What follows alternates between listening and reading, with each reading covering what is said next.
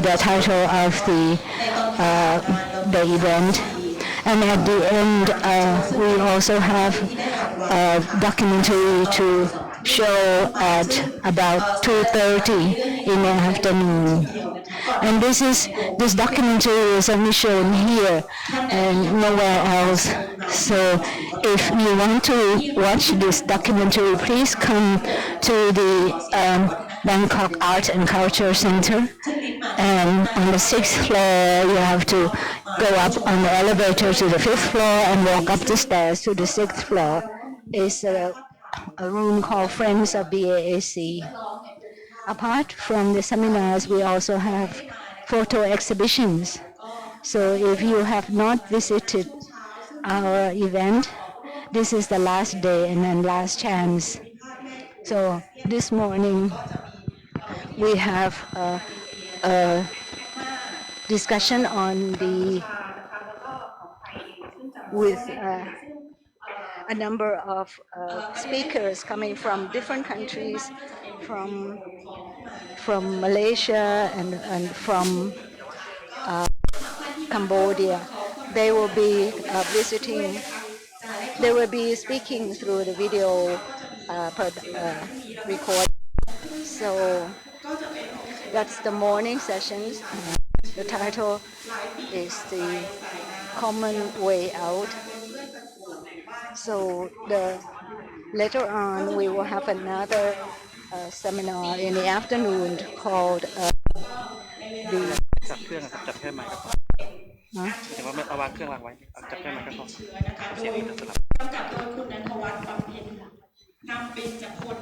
So in the afternoon there will be another event showing a documentary which can only be viewed in this event.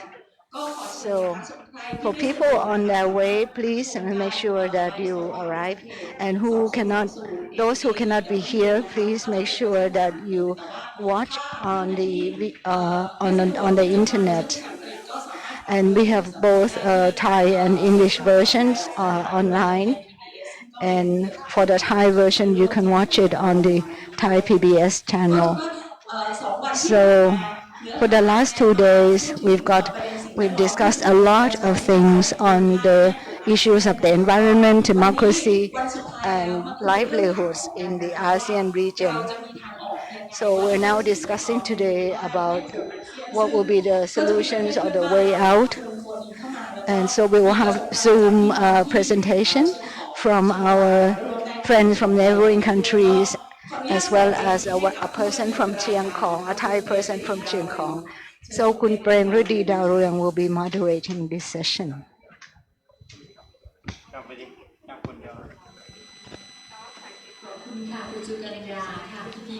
Thank you, Kun Sukanya. Good morning, everyone. We're starting early today. This is because we are discussing the way out or how to move forward in the future, and we have invited so many people from different places. So there are a lot of speakers, so we have to start early. So before we start, I would like to invite the speakers who are here to share, to come and sit in the front. Kun Niwat Roy Kaew, known as Kruti, from the Rak Chiang Khong network. He's a fighter, and he's been fighting the violation of the Mekong River for many years already. Kruti he will spend about 15 minutes talking to us about what he thinks after listening to all those friends from neighboring countries.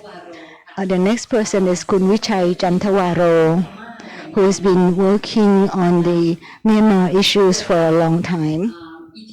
And he's associated with ETO Watch, which is a people's network and movement that follows transboundary investments, definitely by Thai investors, but as well as other countries' investors. He will be talking about Myanmar, and we will also have a colleague from Dawei. Kruti, how is it? How is it? Maybe you can tell us a little bit about what's going on now. If the Mekong River is a person, he's a sick person, and it's getting worse all the time. If we leave the Mekong River alone, I'm not sure that it will survive. Yesterday, Kun Ombun talked about the Mekong River uh,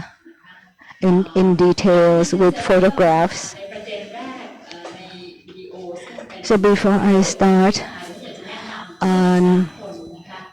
the first speaker, I'd like to introduce our three speakers who are joining us online. The first person is Kun Phouvong Phetphayvanh from Laos PDR. Good morning. Good morning. How are you? I'm very glad to be able to join this seminar and to hear people's voices. The second person, Kun Shaq Koyok, from Malaysia, from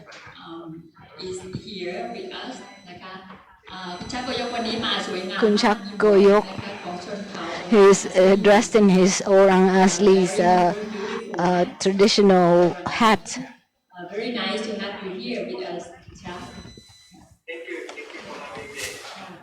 And from Malaysia. ค่ะ Alright, thank you. แล้วก็ท่านที่สามนะคะคือจีพิว The third person is Kyi Phyo. I'm not sure where he is in Myanmar. สวัสดีค่ะจีพิว How are you? Good morning, Kyi Phyo. Yeah, okay, you are in Danu Land. Alright. Thank you very much for joining us. ขอบคุณมากนะคะ Kyi Phyo นะคะเพราะฉะนั้นเราก็จะเป็นวงนะคะกันตอนนี้ดิฉันก็แวดล้อมไปด้วยชายหนุ่มถึง5 คนนะคะ I am surrounded by 5 young men. คือวันนี้นะคะดิฉันเล่าให้ฟังคร่าวๆก่อนนะคะ May I just start by telling you that there will be 5 presentations on the online. So the first group, the speakers are actually right now facing the problems, and I would like to start with Cambodia and followed by Myanmar on the Dawei road, and the third person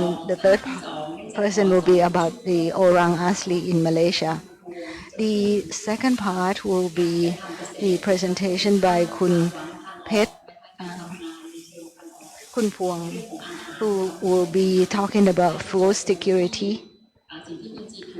and then Kun Kyi Phyo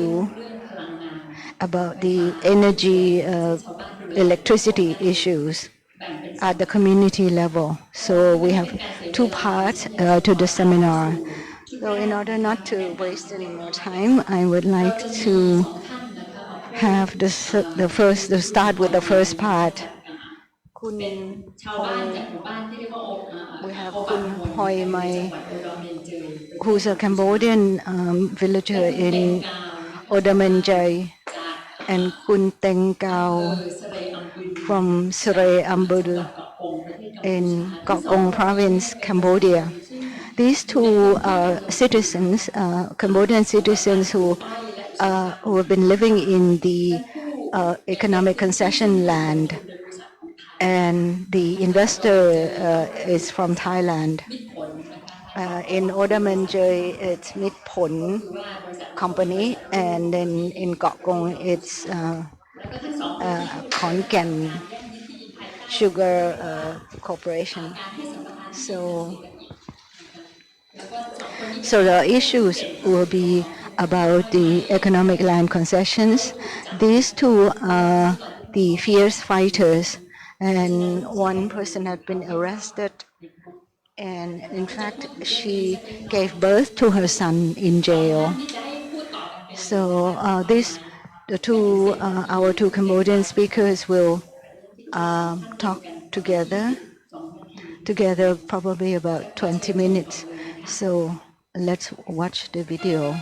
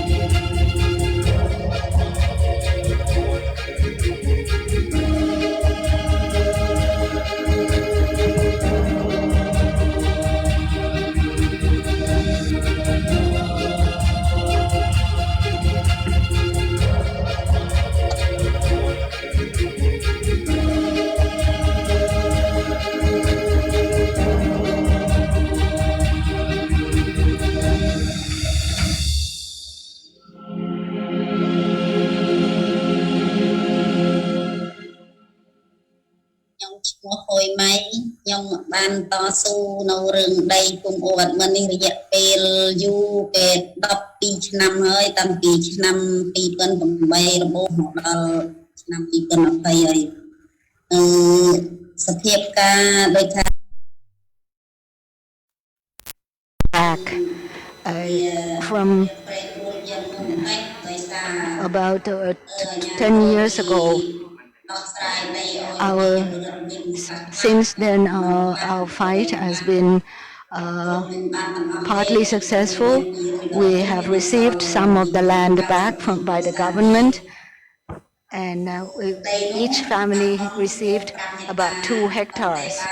of land per family. And after we've got part of the land back, my family started to work the land in order to make a living. We grow tapioca, and even though we have not received all the land back,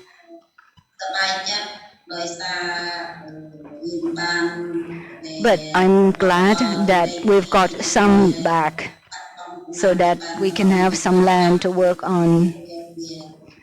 and so that we won't be suffering like we did before.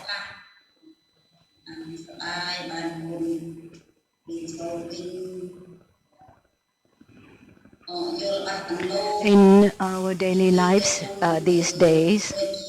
I grow tapioca in the morning,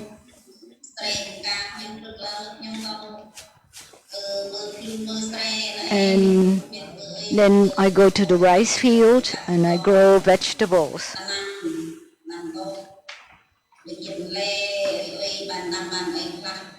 such as chili and gourd, and I sell the vegetable in the market in order to earn income to send my children to school.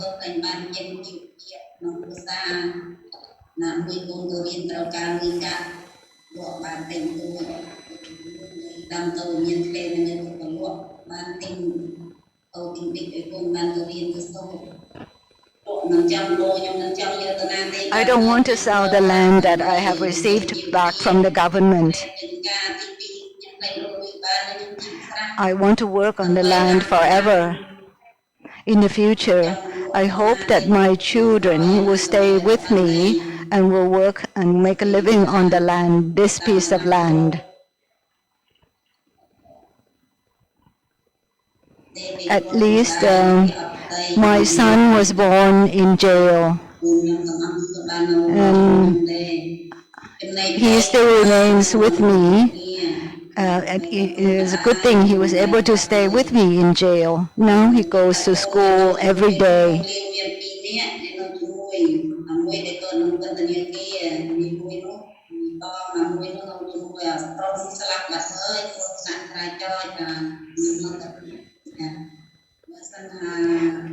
Anyway, I feel that in the next 10 years,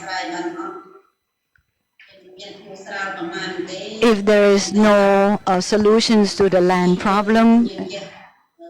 if the land issues are not resolved,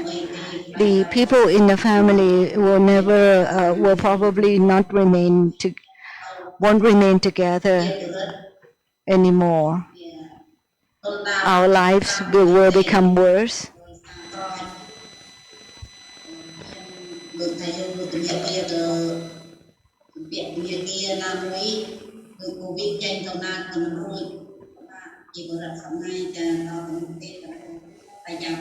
Just recently,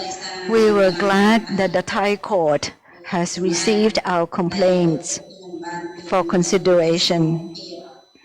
It was our group submitted it, and I hope that the Thai court will consider our case.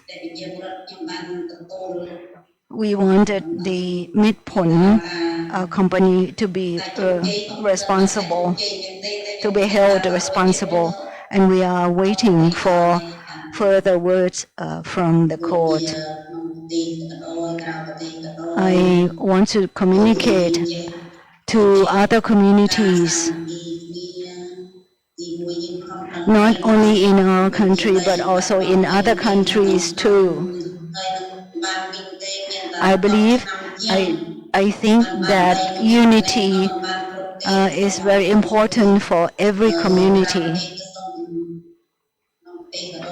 When you have to fight the capitalists or investors and companies,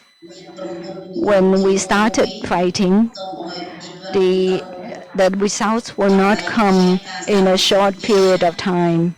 I just want to tell you all that you have to persevere. Don't give up.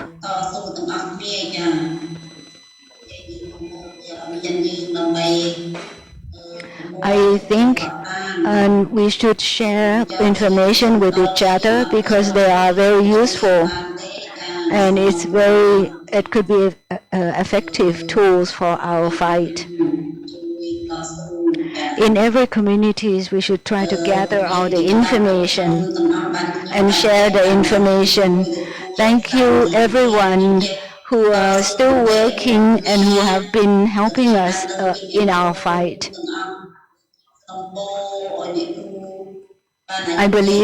I hope that we can work together in the future. And I wish you good health and good luck. Thank you. My name is Teng. I'm a villager from Shaq commune in Srei Ambel. I'm representing 200 families who have been affected by the Midpon investment in our area.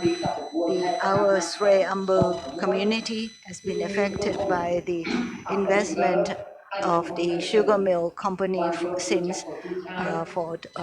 15 years ago. And the company when the company came in,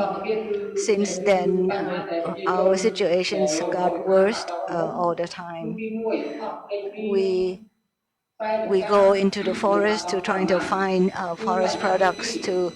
for our family. We cannot do that anymore. The path to the forest that we used to go and get forest products, we have to go through the concession land. It's been taken over by the company, and the company prohibited us from going past their land. And we cannot take any tools with us if we want to go there. And if we have to rent the land, the rent is very high. It's $15, and the government gave the land and a concession to the companies, and that means the people have lost their land for grazing. and we have no way, no place to let our cattle graze like we did before. Many villagers had to give up. They had to sell their cattle.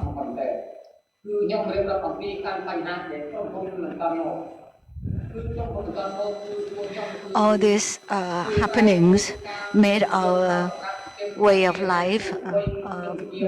in the village a big sufferings.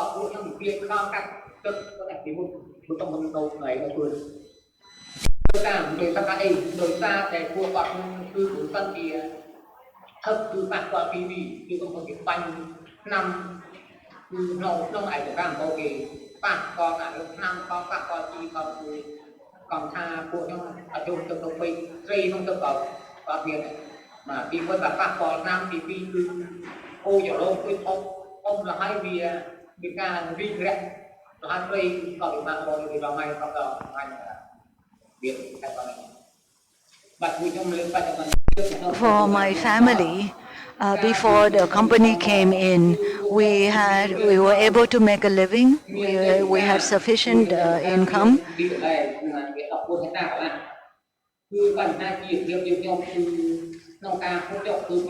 We had food, we had a grazing ground, grassland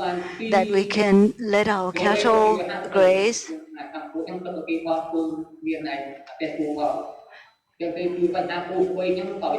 Our family had a big herd of buffaloes that have been staying with us for a long time. We sell cattle in order to earn income for our family. And we had sufficient land to grow food to feed our families.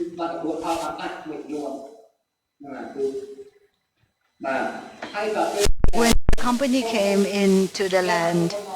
into our communities, our livelihoods are disappearing.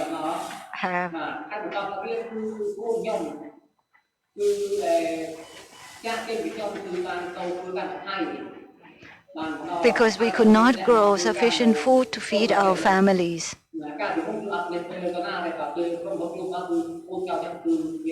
And my children had to leave the village to go and earn wages in other places. When we cannot earn income, and not having enough food, we have to get loans from the loan sharks in the area. That was the problem that we had. We got land back from the government since about 3 years ago. Our family received 1.5 hectare of land. So now we can grow crops, grow food, But the situation of actually it's not that much better because many villagers are heavily in debt. Once they got the land back, they had to go to sell the land in order to get the money to pay back the debt. Everybody loves their land. Nobody wants to sell the land because having a land, that means you always have food for your family.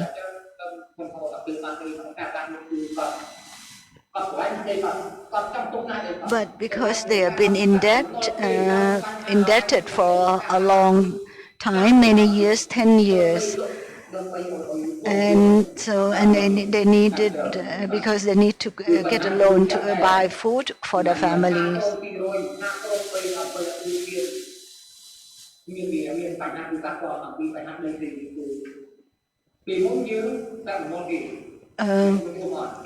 Before we know it, we're all in debt, huge debt.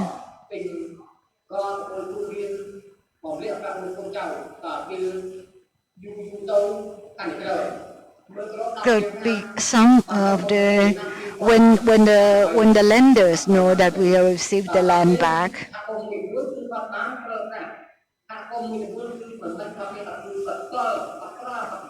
they come to us and they wanted the money back. And so then basically the villagers had to sell their land in order to earn the money to pay back the loans.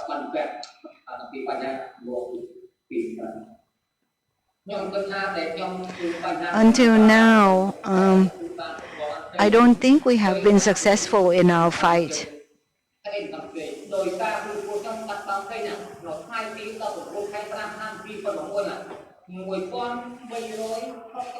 For Sri Ambel people, we have lost altogether about 1,000 hectares or 6,200, right? But we received back only about 300 hectares, which is about 1,800, right? That means that our fight is not yet successful, and we are not satisfied with the results yet. Some of our neighbors lost 10 hectares to the company, and they received only 1.5 hectare back. That is not fair for them. And we also had to wait a long time in order to get the compensation payment. And they feel that there is no other options. They had to accept whatever the government gave to them. And while they were waiting, they piled up their debts. And once they got some land back, they have to sell the land in order to pay back their debt. So it's very difficult to say that we have been successful in our fight. Even the KSL, the Khon Sugar Company, agreed to return some of the land to the people, but our problems still remain. The Tet and Lyle Company, the English company that bought the sugar from KSL to sell in Europe,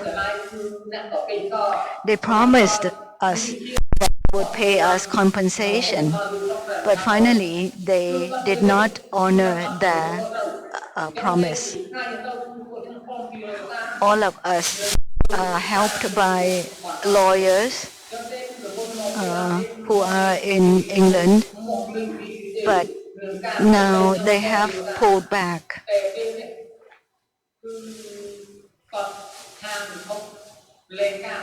However, we will continue to fight. We are looking for new lawyers to help us.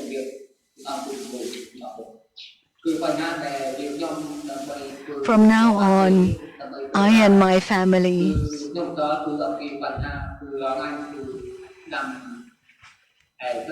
even though we will try to work and make a living from on our land that we have just received back. We are growing melons and other crops on the land.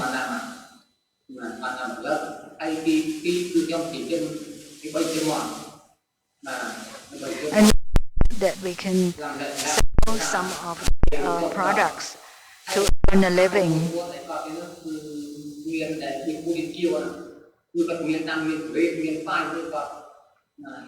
And we will raise chicken,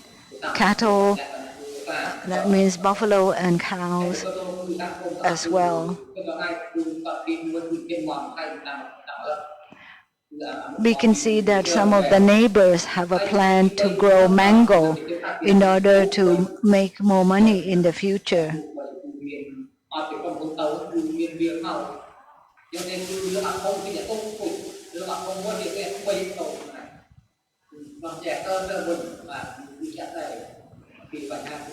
We continue to make a living while we're still fighting fighting Tet and Lyle for our compensation.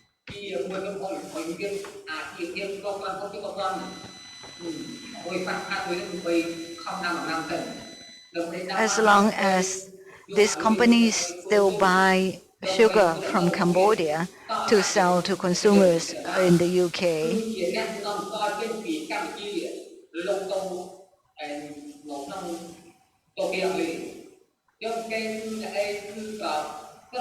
our fight will continue.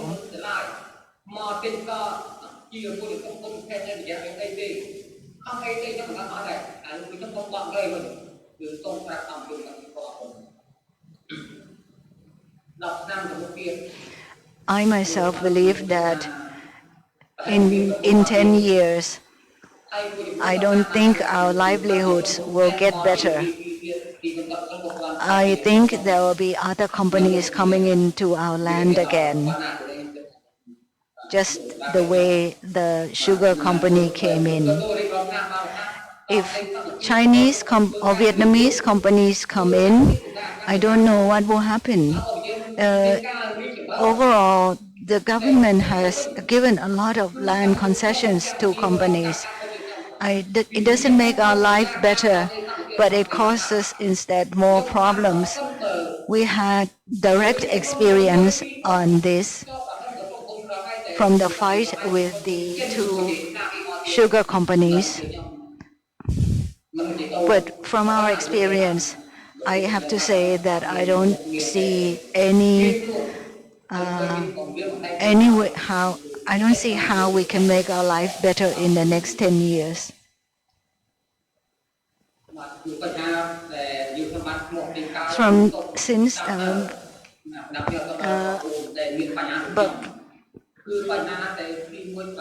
With the Srey Ambel people lost their land to the sugar company through the economic land concessions by the government. I want to say that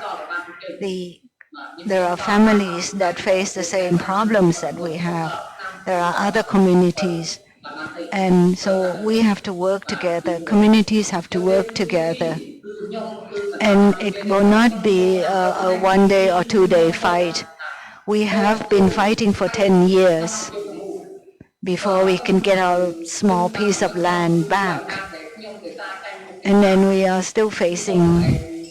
another problem where another company refused to pay compensation to us.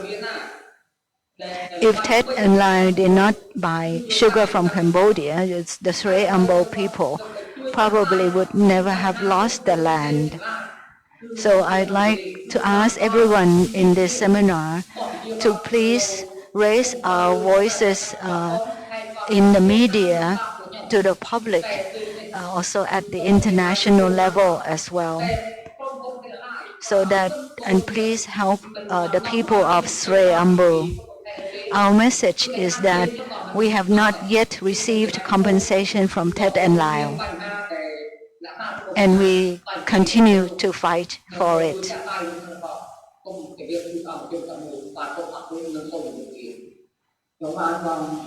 And finally, I'd like to thank everybody, and I wish the meeting a success and everybody good luck.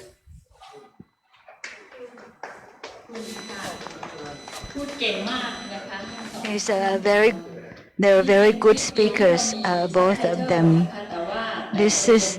We had some Thai subtitle for this video clips, but I have to say that no, it did not cover all of the words that he expressed. So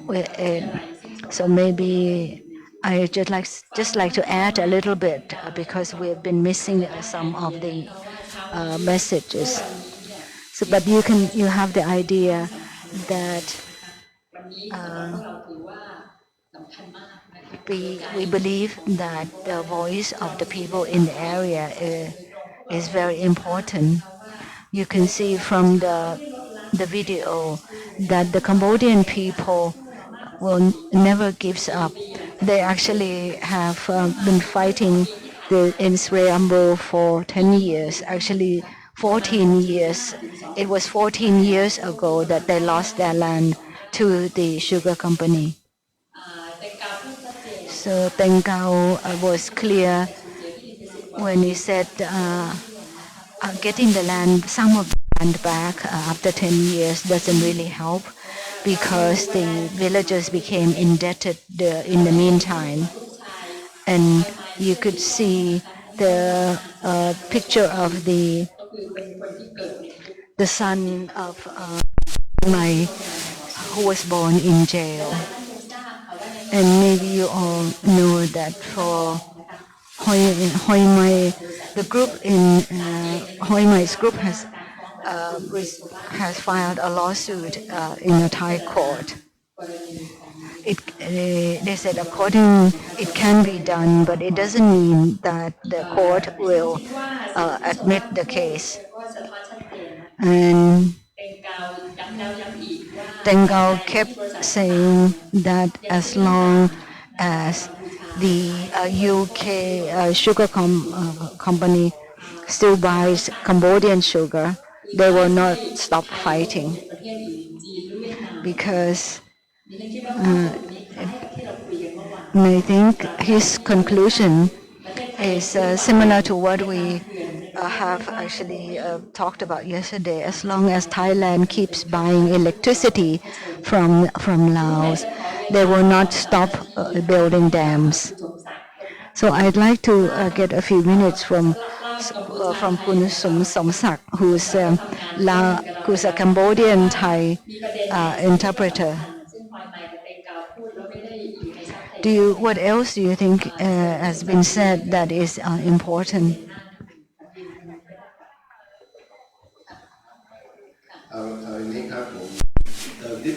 I just want to add a little bit. The script actually covers most of the talk, but so he only received from 2008. They've been fighting.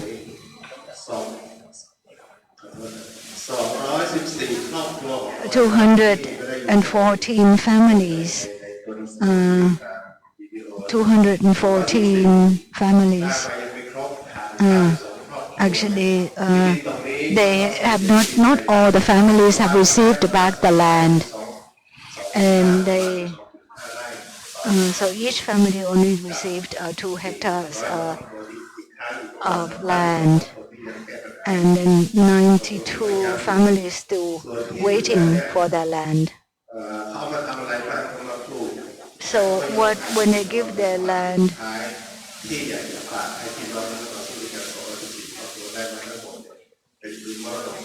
so they want to keep the land in order to give to their children and grandchildren. So this is just the figures that were not in the script. on the video.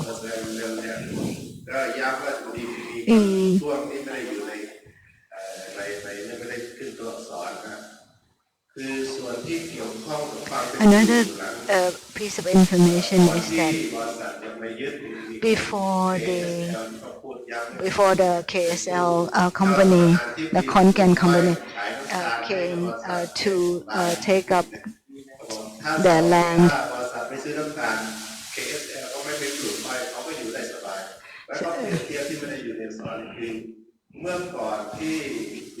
He said that before they had very fertile land with forests and grazing grounds for the cattle, and they were able to get food from the forest as well, so they didn't need to go to work outside the village, the commune. They always had enough to eat, and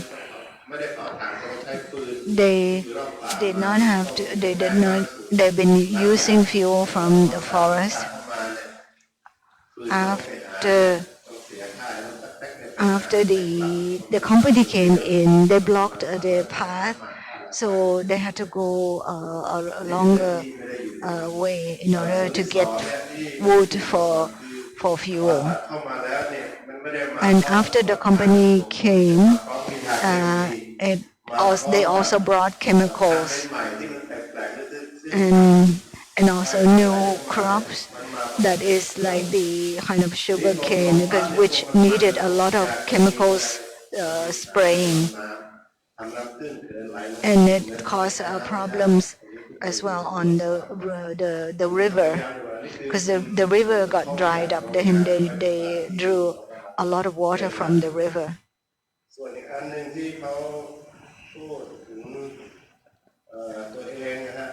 And when he talked about himself, he said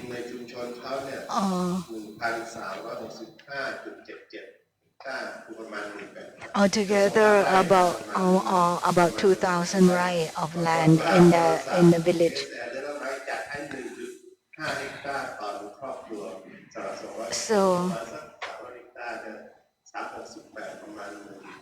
But they only got 1,000 to 1.5 hectare back per family. With a small piece of land, the villagers need to go and find supplementing incomes outside the village. This 1.5 hectare that they received back,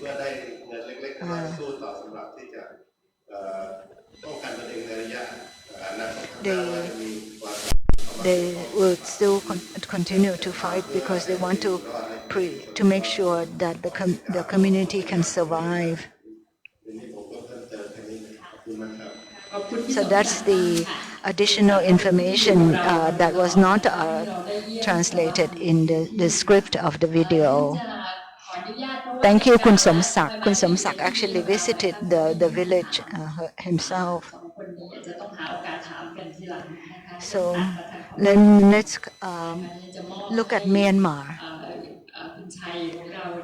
Kun Chai from ETO Watch, he's a coordinator in order to interview the villagers. Thank you. I just want to give some background information that this road linking the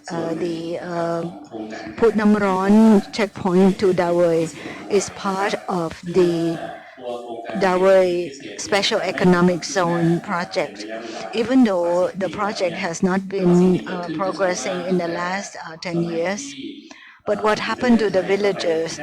was when the Italian Thai companies went in to clear the land, that part actually affected the life of the villagers because they lost the food security and the crops or the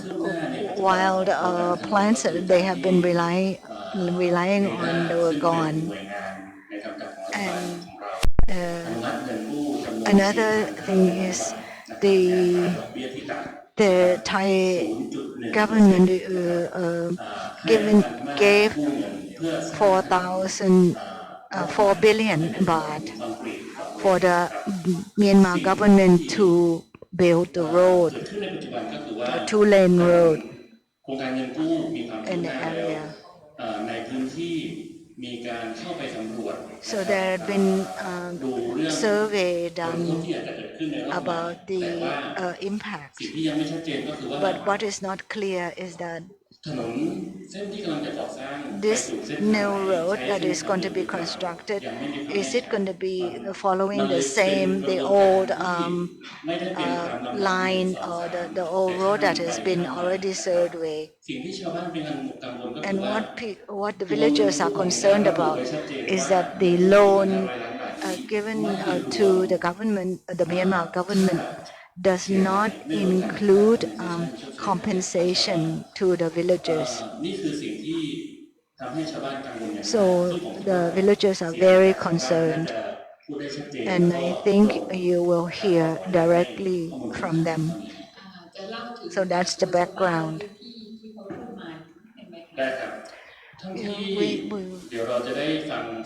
You will hear Sokedo speak. He's in the current village. He's in the current village under the control of KNU. There are about 13, 14 current communities gathered together there, and the road actually goes through the villages.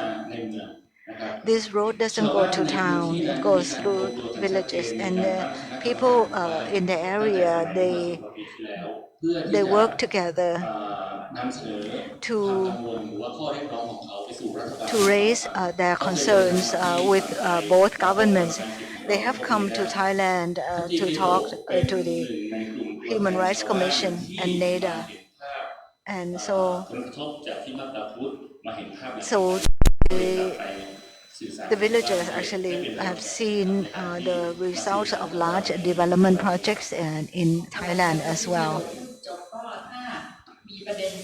So, Pati Chodok,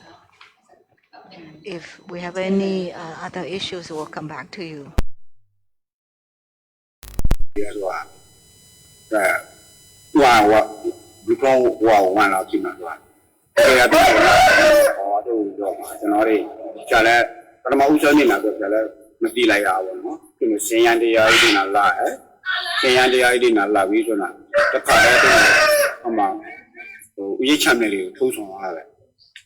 I've been not by Mamma, January, Piamiazoa, Laivia, Lila, Kimama, to a 2 years of Simangay at Lavano, about Thailand and the who do a Nebuleo, Paul to your lap to Amakimazoa, Wadani, Azoa. Ni yawa ni ya lo ya so tu nu sha le long nya ba no wa da de ma to pyo ya mai lai ma ti ya ba ama myo kha khe de pa ma u sau ni na ma kha khe de jiao ya ba a ni ta che ama wa ma to wa ma chano de ama wa ma chi yo chano de ya ma le ya wa tu wa da de na wa ma chi ya mi ya pha de na de ke ho ni ne ba ba wa ma oza Chine Luria, Musupon Pima, Amazayo, Hamila, Chishima Nuzo, Senzaki, Kimabono, why we are Senzaki Lano, Senzaki Lada, piece of Sinem Hude, Tununa, Copinina, the Kukuro, Pio Mayamebo, Generally Copinina, the Kuku Pio Mayame, Generally Amao, Sokashak Hagia, Sokashak Kima, which are only these are commodity, was Sanewa. You are see one, Landa Shaloma, ว่าสันนิวาสีละมาว่าสันนิวาเอาแล้วมีอะไรนะลูกดีนะเขาอย่าส่วนนี้กี่มาตัวเอาเนี่ยกูจะพิจารณากูจะเล่นนะกูจะพิจารณาว่านี่เสลียเปล่าจนอะไรลูกดูเชี่ยวยี่สิบที่ได้ใครไม่ยินนะพวกยี่คอมเมดี้ส่วนอะไรมีเสียเสดีคอมเมดี้สามีส่วนพระจิพีเอบ่พระจิพีส่วนอามาคอมเมดี้อันนี้ส่วนคอมพานีนะคอมพานีไอทีคอมพานีเราเนี่ยเรางานเพื่อเรางานนึงส่วนอามาจอยเชลเลอร์วะเนาะมาไลฟ์ส่วนสักท่านพี่ส่วนคุณน่ะดูว่ามาซีเรียไม่ช่วยเลยนะนี่ส่วนมาจอยเร็วเล่นๆเลยขี้มาจนเอาดิคอมพานีนะเพื่อส่วนนี้ส่วนอามาจอยเลยจนเอาดิสักท่านตามนะคอมพานีนะเพื่อส่วนนี้จนเอาดิซาดิเย่วะเนาะซาดิเย่พี่ส่วนสุยาวะสุยาวเลยจนเอาดิซาดิตั้งวะเนาะกูจนเอาดิมาคอมพานีเนี่ยพี่ส่วนลับพอเลยกิจการพัฒนาพี่ส่วนก็จะที่มาที่ยาเวจอามาจะได้ที่ยาอ่อนจนเอาดิชิเชนเล่ๆลาพี่ส่วนส่วนนี้พี่ส่วนไปอุดว่าสุยาวดิจนเอาดิต่อสู้จาดิจนเอาดิตั้งวะเนาะอามาจีดัวอามาที่มาจนเอาดิจนเอาพี่เนี่ยมาที่ใครเนี่ยนะบุรีพอมาวะเนาะคอมพานีนะส่วนนี้ขวายคอมพานีนะส่วนนี้ขวายไอ้ที่มาตัวမြို့နယ်မှုတွေလည်းပါလာပါနော်မြို့နယ်မှုတွေပါတယ်ခင်းတွေပချမ်းနေပြီးဆိုတာကိုချစ်လေတွေလည်းပါတယ်အဲ့တော့ကျွန်တော်တို့တစ်ခါတလေကလားဆိုဟိုမှာဆွေးနွေးပွဲတွေလည်းပဲတစ်ခါတလေကလားဆိုကုမ္ပဏီရဲ့တင်းတို့စခန်းလေးမှာပေါ့မှာဆွေးနွေးပွဲတွေလည်းပဲအမကီမှာဒေတာခန်းတွေကနေပြီးအခုတင်းတို့လမ်းခေါ်လိုက်ကြောဆော့ရှော့သွားတယ်အပန်းနေတာပါတာပြီးဆိုတာအပန်းရဲ့နေနောက်မှုဆော့ရှော့မှုကိုတင်းတို့ဟာမျိုးလောက်ပြီးတောင်းဝင်ယူမယ်နီးဆိုကြောအမလေးကိုမေးစုပြောစမ်းရင်တော့ကျွန်တော်တွေကမှာအပန်းတွေရတန်ဖိုးတွေကိုပေါ့နော်ဒီကခန့်တွေရကနေပြီးတော့အပန်းတွေရတန်ဖိုးစမ်းမှတ်ပြီးတော့ဆိုတာအဆွေရကိုလည်းတန်ရကင်လူဆွေရကိုလည်းကင်လူကိုလည်းကျွန်တော်တို့တန်ပြရပြီးတော့ကုမ္ပဏီလည်းအမအပန်းတွေရပေါ့နော်ဒီကခန့်ရစင်းနှုန်းလာတန်မှတ်အပန်းတွေကိုလည်းကျွန်တော်တို့အမစော်လေးတန်ရပေါ့နော်တန်ပြီးမှာပဲနောက်ပိုင်းတစ်ခါကုမ္ပဏီကလည်းဟိုကသားတွေပလန်ခေါ်ပြီးတော့အပန်းဈေးတွေညှိနှိုင်းဆွေးနွေးကြပေါ့နော်ညှိနှိုင်းဆွေးနွေးကြအမမျိုးတွေတော့အပလောင်လဲလေးဖြစ်လာပေါ့ဒီကတော့ ITD 2013မှာသူစီမံကိန်းရဲ့ရှယ်သားရသွားပေါ့အမသူရသွားတဲ့အကြောင်းရင်းကတော့သူစီမံကိန်းရှယ်လာဟိုတာသူမှငွေကြေးလော်မေးပဲကြော်ဒီရပေါ့အဲ့တော့ထိုင်းဆွေးရနာပြီးနောက်ပိုင်းမှာဆိုတာထိုက်ဆွေးရနာတော့မှဆွေးရနာပါဆွေးရချင်းပူပုံရဆိုတာအမှနားကိုပြန်ပြပေါ်တယ်ပုံနဲ့ကြားပါနော်အဲ့တော့အဓိကဟိုမှာဆွေးရဒီကထိုင်းမှာရှိတဲ့မိသားအနေနဲ့ဆိုတာချင်းဝေးပြီးချင်းဝေးယူရဆိုတာထိုက်ဆိုတာပုံရဆိုတာနားကိုပြန်ပြအဲ့ဒီမှာပြန်ပြစားမယ်အဲ့ဒါမှမဟုတ်ပဒန်းနေမှာကြားရတယ်ပြီးတော့စားဆောင်တွေမှာကြားရတယ်နေတာအနေပြတော့မှချင်းကိုပေးဖို့ဒီစနာပါတာပြီးတော့မဒေတာမှရှိတဲ့ဝါသားကိုယ်စလဲတွေအနေနဲ့ပေါ့နော်ခိုင်နိုင်ငံကိုတော့ပြီးဆိုနေတာနာလည်းတော့ပြီးပြဆုံးမှုလေးရှိရဲ့လူခွာရေးကော်မရှင်နာလည်းတော့တူရဲ့ပေါ့အဓိကဝါသားတွေတော့တူရအောင်အကြောင်းရင်းကတော့အခုနေတာအနေပြဆိုတာဟိုမှာဆွေရအောင်ချိမဲ့ချစ်ပြမဲ့ချင်းကိုဒီစနာပါတာပြီးဆိုတာစီမံကိန်းကအစားကလေးအနေပြဆိုတာ ITD ကသူကလောက်ထားတာပေါ့နော်ပြီးဆို ITD လောက်ထားတဲ့အခီလူကပြဿနာတွေရှိနေသေးရဲ့ပေါ့နော်အဲ့တော့အမှပြဿနာတွေကိုပြီးအောင်အရင်ရှင်းပြီးမှသားနေပေါ့နော်နေတာအနေနဲ့ထိုက်ရှိအမှဘုမာဆွေရကိုချစ်ပေးမယ်ငွေနာဗမာဆွေရနာထိုက်ဆွေရလို့ပူပေါင်းဆွေရမယ်လုပ်ငန်းကို plan ရဆိုတာဟိုမှာတိတိကျကျလေးလား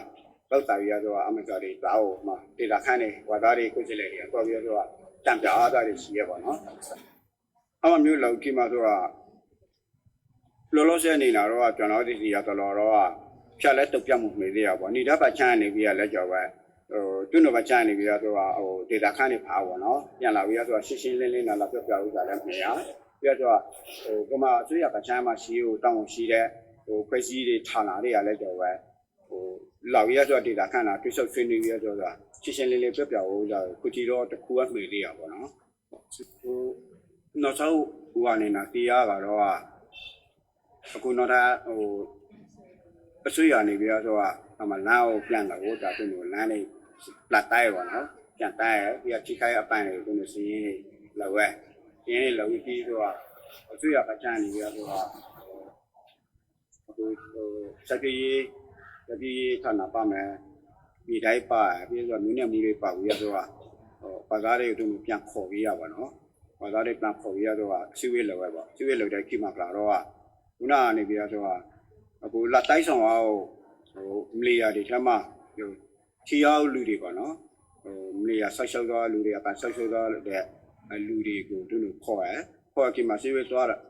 စီဝေးကိုရောက်တဲ့ခင်မှာကတော့အမျိုးတီရလူဆိုတော့အခုသူတို့ခေါ်တဲ့လူတွေကအဆွေရနေပြီးတော့ပုံစံခနဲ့လောက်ထားတဲ့မလေးရပိုက်ရှင်ပေါ့နော်မလေးရလာမှရှိလူနာပဲသူတို့ခေါ်ပြီးတော့တွန်းတော်လာတိုက်ထဲမှာမလေးရပိုက်ဆံမရပါဘူးနော်ဆွေရဒီမှာပြီးမေပဲလူတွေမြို့ဖလာ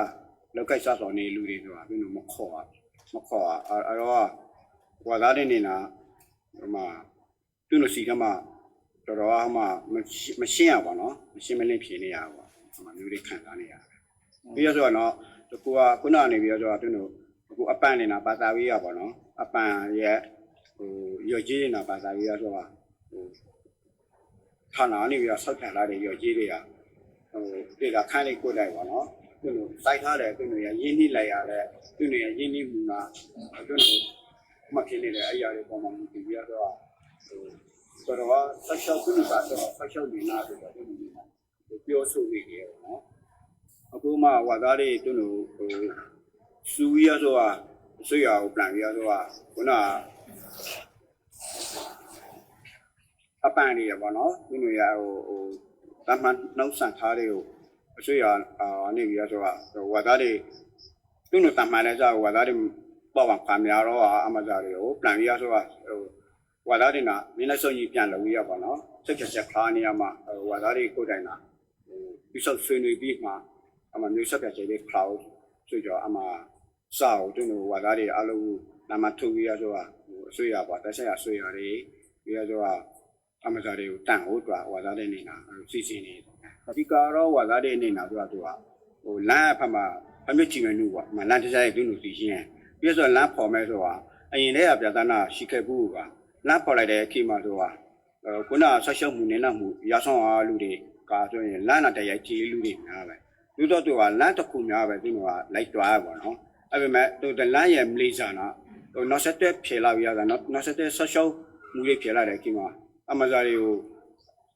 ချက်တွားစားတွေမပါပေါ့တချို့နေရာတွေမှာဆိုတာတိုင်းရိုက်မှုပါနော်တွေ့ပါပြီးရဆိုတာအဝေးကနေပြီးဆိုပြီးချိခိုင်း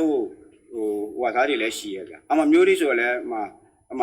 ချက်တွားစားတွေပြရပေါ့ပြီးတော့အဓိကတော့ဝါသားတွေနာသူ့လိုလို့ရှိရင်ကခုနသူ့နေရပဝန်းကျင်ချိခိုင်းမှုတွေကဟာများတော့ဒီဆက်စင်မှုတွေလောနေပေါ့တိတိကကလာအမဇာတွေသူ့လိုခုနစီးစရာလောက်ထားလူတွေရောပေါ့အမစောက်ဝေးလောက်ထားလူတွေရောရှင်းလင်းလေးလောက်ရဆိုတာပြပြဦးစားသူ့လိုလို့ရှိရင်အဲဆိုသူ့လိုနေတာသူ့ရဲ့ဖမ်းများတော့ချိခိုင်းနေဆိုတာဒေတာခန်းနေတယ်သူ့လိုပြန်ပြီးဆိုတာပြပြရှင်းရပါတော့အဲဆိုအမမျိုးစားတွေကိုတိတိကျကျသူ့လိုစိတ်မချမ်းသာလောက်ရဆိုတာမျိုးလောက်တာဒေတာခန်းနေနေတာတော့မျိုးသဘောဆန္ဒတော့ဒေတာခန်းနေနေတာအမျိုးလူရှင်းရပါတော့ဒီကားနေတာဒေတာခန်းနေနေတာသူ့လိုတော့နေတာသူ့လိုပြောရှင်းပါနော်ပြပြမျိုးဆိုတော့ရှင်းမှန်ကိတ်ကအရင်တည်းကဒေတာခန်းနေနေတာတိတရာကတော့တို့ရဲ့အထူးစီးပွားရေးဆိုစီမံကိန်းရဲ့အစိပ်ပိုက်တစ်ခုပေါ့နော်အစိပ်ပိုက်တစ်ခုဖြစ်ရဲ့ပြီးတော့သူကလည်းပဲအဓိကတော့ထိုင်ရနေပြီးတော့တို့ရဲ့ရင်းနဲ့စိတ်ကဆက်သွဲတဲ့လိုင်းဖြစ်ရဲ့ပေါ့နော်ဒေတာခန်းနေတူတာပါတို့တော့မှစီမံကိန်းစားလိုက်တဲ့အချိန်မှာခုနဒေတာခန်းနေကြားရမှာပေါ့ပြဿနာတွေအများကြီးရှိနေရပေါ့အရင်တည်းလည်းကြံ့ရင်နေရပေါ့အမှပြဿနာတွေမပြပြသေးပဲနာဆိုတာနေတာအနေနာပေါ့နော်ခုနမျိုးဆက်ဆင်မှုတွေလည်းပြန်လုပ်ဖို့လုပ်လိမ့်မယ်ပေါ့ပြီးတော့အဓိကကလာချေရတော့ဒေတာခန့်နေတာပါလာမြေဆိုပြီးတော့ဟောလားဘယ်လာမြေဆိုပြီးခုနမှဖာရှိလာတဲ့အချက်လေတွေကိုဒေတာခန့်တွေကိုပပလန်လန်လက်ဖလာပြပြီးတော့ချင်းလေးပွဲတွေလို့တော့ဒေတာခန့်နေတာလို့ပဲရှင်းမကေပချာဆိုတော့နိုင်ငံပချာမချိခန့်လဲအမှားကြတွေတိကျကျတူလို့စီစီကိုလို့ပဲပြီးတော့အစိုးရဘက်ကအခုဆိုနိုင်ငံတော်ဆွေရလုံးမဲ့ဆိုတော့လည်းနိုင်ငံတော်ဆွေရမှာတောင်းဝန်ရှိနေလူတွေလည်းနေသားနေတာအမှားကိုဒီ တီတီကကပြောဟိုလူပဲနော်သူတို့ချစ်ပေးမယ်ငွေပေါ်မှာခုနဆက်ဆံမှုတွေကောင်းကောင်းလောက်ဖို့လိုရဲ့ဒီကတော့နေတော့ဒေတာခန့်နေနေတာပြောရှင်းပါတော့ဟိုနိုင်ငံကြီးသားပြည်သားကြီးရှင်းရပေါ့အခုလက်ရှိမှာကိန်းတာပါတာပြနေတော့10တဲ့နေပြီအခုတော့ short ဒေတာခန့်နေနေတာသူတို့ဟိုကြောက်တွေ့နေရတာသူနိုင်ငံသားတရောဖြေရသားနာပေါ့နော်မိရပါဖာကြီးတွေဆက်ရှုံးနေရတာတွေမျိုးပါတပ်ပြင်းလို့ဆိုအကောင့်ထက်ဖို့မဲ့ပုဂ္ဂိုလ်တွေပေါ့နော်ကုမ္ပဏီပဲဖြစ်ဖြစ်ဟိုအစိုးရပဲဖြစ်ဖြစ်ပါလုပ်ငန်းပိုင်းလှုပ်ဆောင်တဲ့နေရာမှာဝါလန့်မှုတွေမိသေးပဲကြတယ်ပြီးတော့ခုနလူတူနာတွေးဆောက်ဆွေးနွေးမှုပပဝါမလုပ်ပဲကြတယ်လူတူရဲ့သဘောထားကိုသူတို့ဟိုမခံယူပဲကြတယ်အမှန်တရားခုခေတ်ကြီးရှိနေသေးတာကြောင့်ဒီသားနေတာဆိုတာတကယ်ဟိုကောမွန်နိုင်ငံသားပြောနေတာအမှန်တရားတိတိကျကျစဉ်းစားသိရှင်ရဲ့ဆက်ချက်ခါတဲ့နေရာမှာလဲကြော်ပဲအဖာနေပြီးတော့ဆိုတာဟိုသူတို့ကမြေပြင်အခြေအနေဒီကကလောက်အမှန်တကယ်တရှိနားလည်ပြီးမှာကဟိဟိုကောမွန်ပူပေါင်းဆက်ရမှုမျိုးပေါ့နော်ဒေတာခန့်နေတာလဲပါမှာဟိုရစမကြပ်မနေနဲ့ဆက်ရခွေနဲ့ဒီနဲ့ညကင်းခေါက်ပဲပါမှာပြီးတော့အပေါင်းဆုံးဟိုလုံနိုင်အောင်တော့ဟိုစဉ်းစားဆောက်ပြမှုရှိရမယ်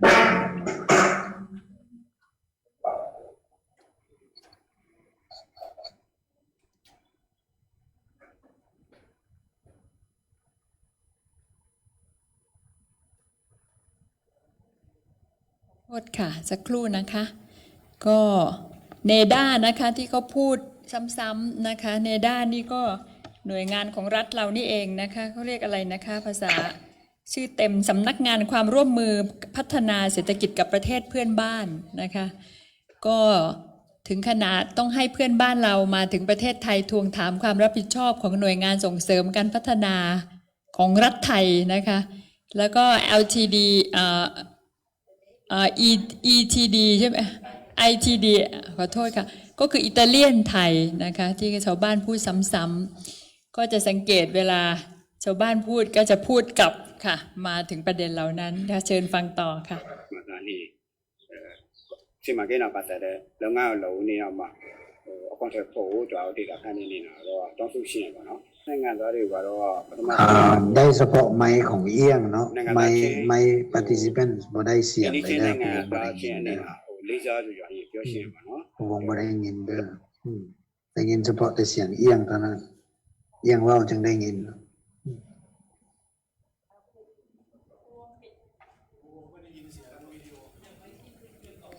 ค่ะภูวงปิดไมค์ด้วยค่ะยังฉายวิดีโออยู่นะคะบึ้ดเดียวเจ้าตนาชิคกี้พายน้าพอไรเด็กขี้มาตัวคุณน่าสักชั่วโมงนี้นะมูยาส่งอาลูดีกาส่วนนี้ล้านแต่ยังจีลูดีนะแบบดูตัวล้านตะคุ่มนะแบบที่หนูว่าไล่ตัวบ่เนาะไอ้แบบตัวแต่ล้านยังไม่ลิซ่านะตัวนอสเตอร์เพียราวิอากันนอสเตอร์สักชั่วโมงเพียราเด็กขี้มาอามาจากอยู่ชัดตัวอาจากที่มาป่าวสิ่งเล็กๆเหล่านี้ตัวเกือบจะเอาจากที่หนูวิดีโอที่ได้ก็เป็นนี่ตัวအကောင့်ထက်ဖို့မဲ့ပုဂ္ဂိုလ်တွေပေါ့နော်ပုဂ္ဂိုလ်တွေဖြစ်ဖြစ်ဟိုအစိုးရပဲဖြစ်ဖြစ်ပါလုပ်ငန်းပိုင်းလှုပ်ဆောင်တဲ့နေရာမှာဝါလန့်မှုတွေမိသေးပဲကြတယ်ပြီးတော့ခုန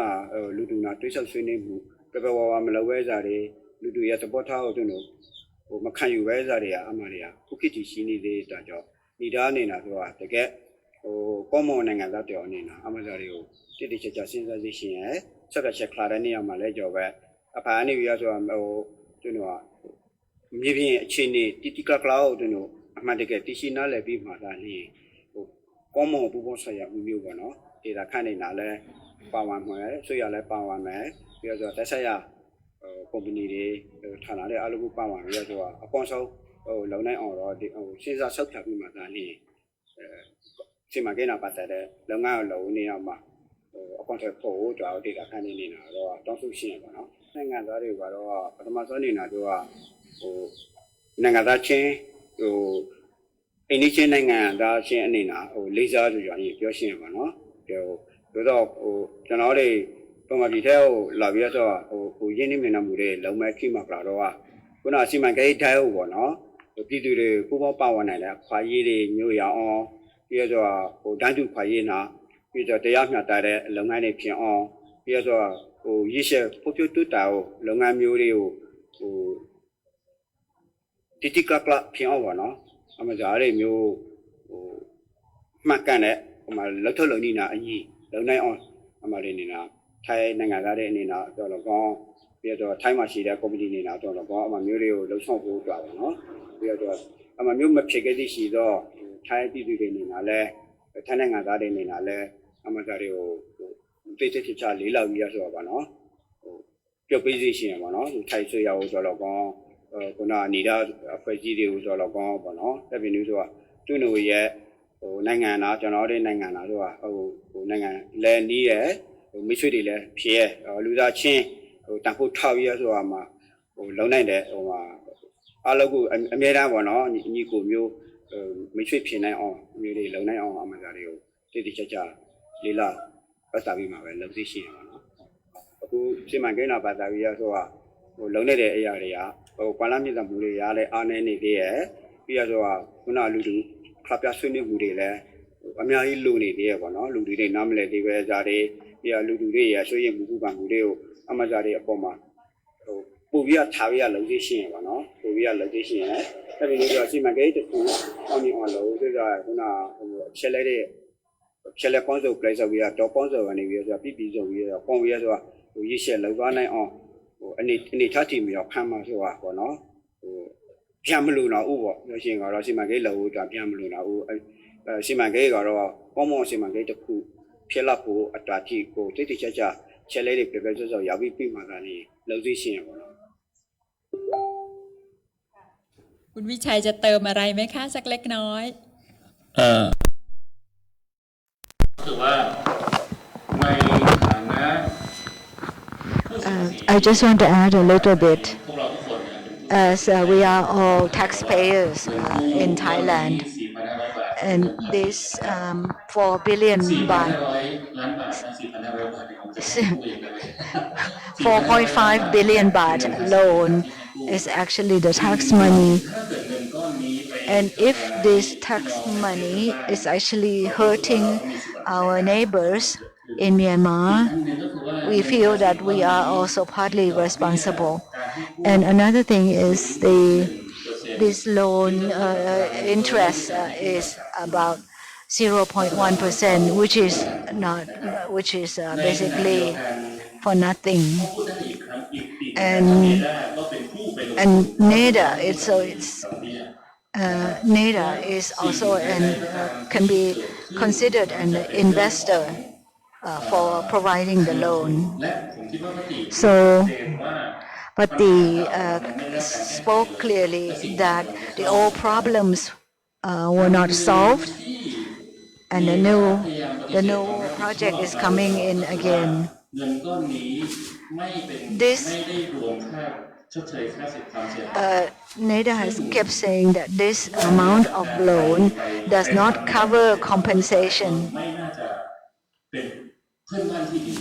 This is not a neighborly, a good neighbor thing to do.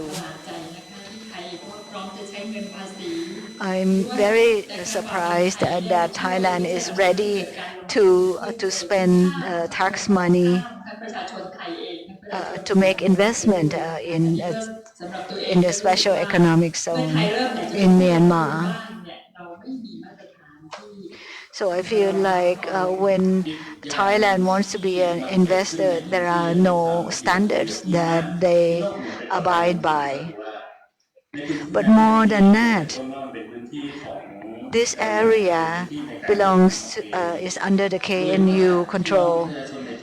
and the villagers in there do not have the title deeds that are given by the Myanmar government. So the process of trying to assess the land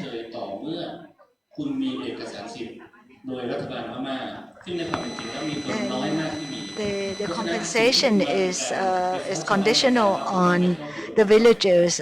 having the title deeds given by the Myanmar government. So that is there's a problem that is going to be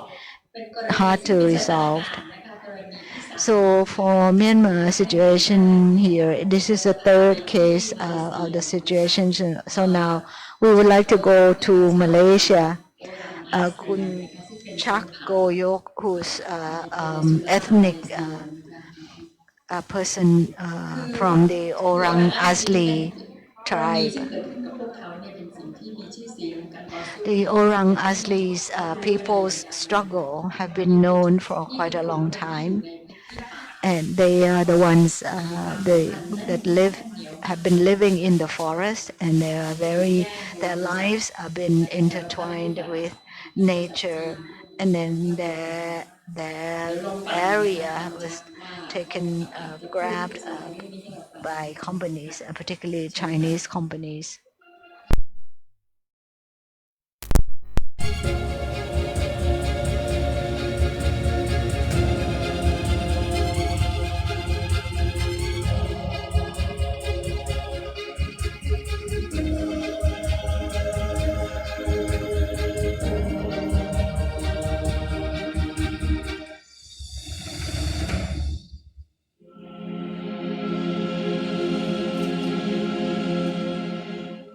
My name is Shaq. I am from the Muan tribe of Orang Asli. So I will explain more about the Orang Asli tribes in my slides presentation. Then the meaning of Orang Asli, and also why indigenous people, Orang Asli called differently the indigenous people in Borneo or east of Malaysia. And I am from state of Selangor. So my ancestor from Selangor state, and we've been living there for many generations. All right, I will share you my slide presentation now. I'm gonna do slide presentation on struggle of Orang Asli on land and forest in Malaysia. Brief history of Orang Asli. Orang Asli is a Malay language term for original people, first people or indigenous people. And like I mentioned earlier, Orang Asli are only been called in Peninsula of Malaysia. But the indigenous people in Sabah state and Sarawak state in Borneo, they call themselves as Orang Asal or native people of Borneo. And in Peninsula, we have 18 sub-tribes from 3 ethnic groups, namely Semang or Negrito, Senoi, and Proto-Malay. And we have 178,177. And we live throughout the Peninsula Malaysia, close to the middle of the peninsula, and actually because that area in the middle of peninsula full of a jungle, large jungle. This is the distribution of the Orang Asli. So the population count of each of the tribes. So my tribe is on Proto-Malay, so someone down here, and the end of the list is someone 18,000. So most of the one live in Selangor, Negeri Sembilan, and Melaka. So this is Proto-Malay, this is Senoi, and this is Negrito.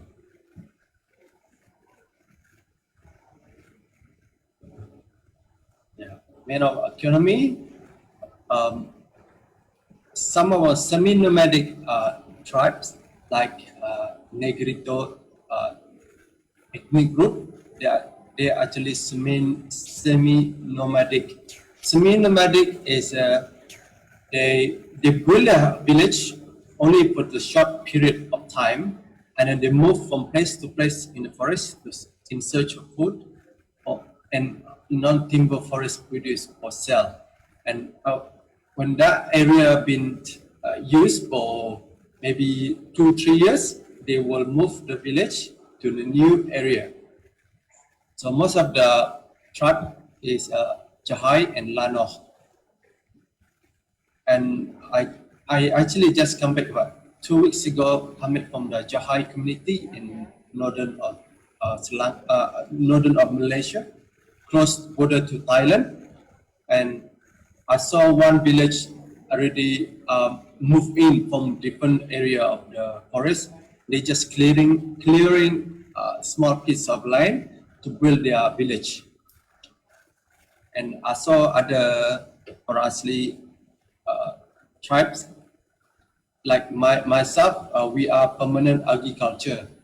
For example, rubber, oil palm, cocoa, fruit tree, and also vegetable to sell our vegetable to outside and also for consumption. And also other tribe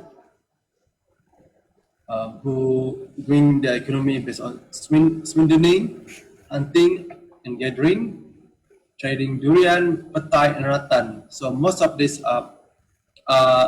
come from the Senoi people under the group of Senoi linguistic. So 40% of Semai, because Semai is the largest group. Most of 60% of Semai are professional already. They live nearby the city, and 40% is still living near the forest, where the village still live nearby the forest. So they go to hunting, gathering, and also selling the jungle product to the people in the city. And also we have 3 tribes that depending on the coastal fishing in Peninsula. So most of coastal fishing indigenous people, they live nearby the coast area in Selangor and also in Johor, and most of their livelihood based on catch or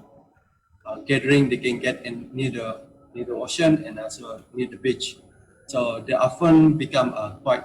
important role in providing fish to the Malaysian community, and also some of the tribe like Orang Selatan, Orang Laut, they adopting the fish farm and mussel farm, and then they're quite successful businessmen in selling those jungle product. And also product, and you can see here I list already some of the different tribe and different lifestyle and also social economy. You can see this lady, she holding the snakehead fish. The snakehead fish is quite valuable in Malaysia. It's priced more than normal fish because it's quite rare, quite hard to catch.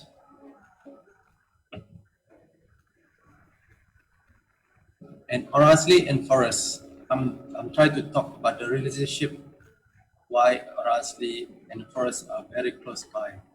And because indigenous people or Orang Asli in Malaysia are among the poorest and most vulnerable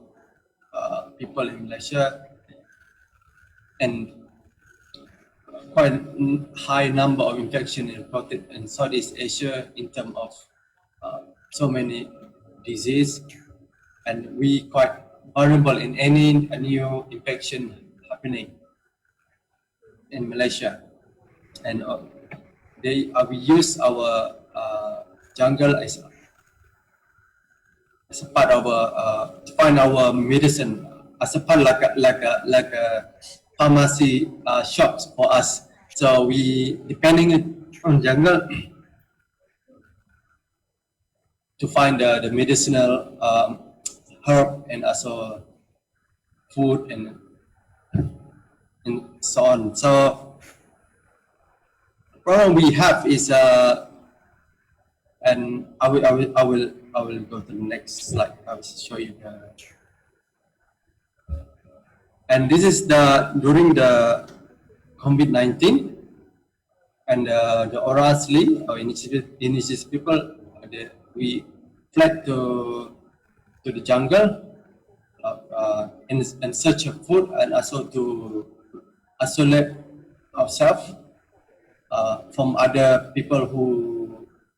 will bring the disease to the community. Even my village,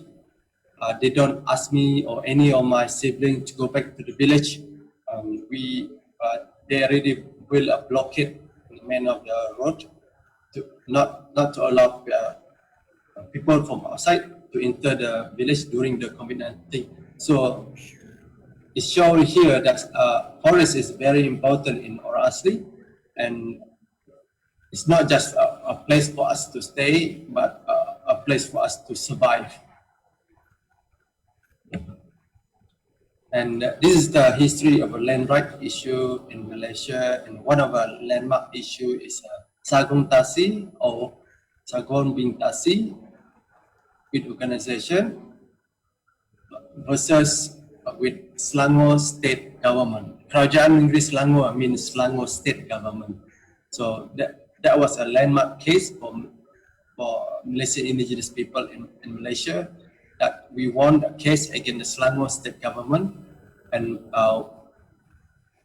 the case is because the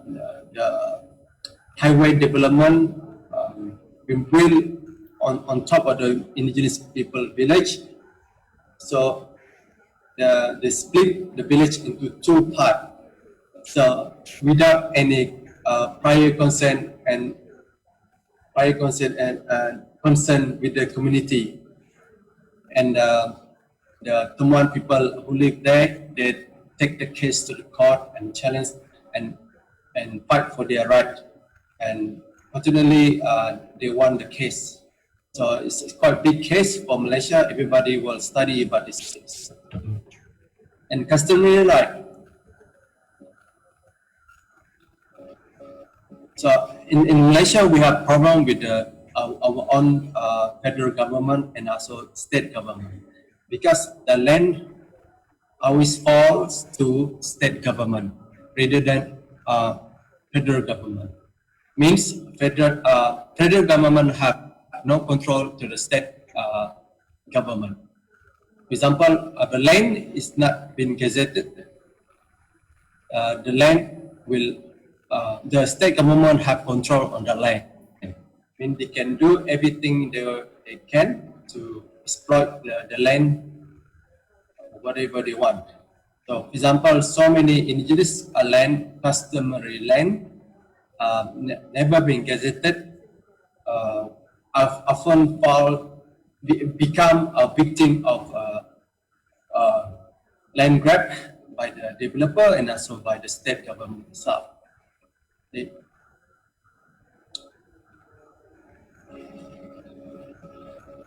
Even though the land is not gazetted, but this is still common law and native right for the things on the land. It is indigenous right, and it is under the common law, and in that itself actually give us Orang Asli a right to reasonable and fair compensation for any acquisition. This is based on the Sagong Tasi and state, Selangor state case. So, and it's not just development. Also, this is also happened on the resettlement program by the government. So many Orang Asli have been resettled in recruitment scheme. Recruitment scheme is a so-called effort by the government to providing better services and improving their social economic condition. And some resettlement program have been have been success, while others face some problem. I like to state that the problem that I mentioned in this slide is when the indigenous people live in the new area away from the traditional land, they lost their connection to the land already, and the jungle, the way the previous village, where the original village are, is gone. Means they've been moved to completely new area, completely away from the forest, completely right somewhere in the city, and they have problem on adjusting their lifestyle to the new environment, and also they have to learn new way to survive in the environment that they have been resettled to, and that actually creates so much anxiety between the community, and also give a lot of long-term psychological impact to the community itself. And is one of example of this project is called Bukit Lanjan Community Village. This Bukit Lanjan area been resettled from the original village and to not far, like 100 meters, to build a mixed building development. So mixed building development include shopping mall, shops, houses, condominium, luxury condominium, luxury houses. So, and for example, this Bukit Lanjan Community Village be surrounded by the new development, a city development. At the moment, now the village is already developed. I mean, the city already developed. Problem is the community have trouble in coping with the life with the new environment, and there's so many things they want and they need to do in terms of their traditional lifestyle. It's been gone, so they cannot practice their traditional lifestyle. They have to adopt to the new lifestyle, but that's actually faced with a big obstacle for them to adopt, because so many indigenous people doesn't want to live in a new environment where they have to learn new things, and that actually affect their lifestyle already. And then so many their children become involved in the social issue, for example, drug, alcohol, and so on. And also a lot of family have to move out from their original village to the neighbor indigenous village,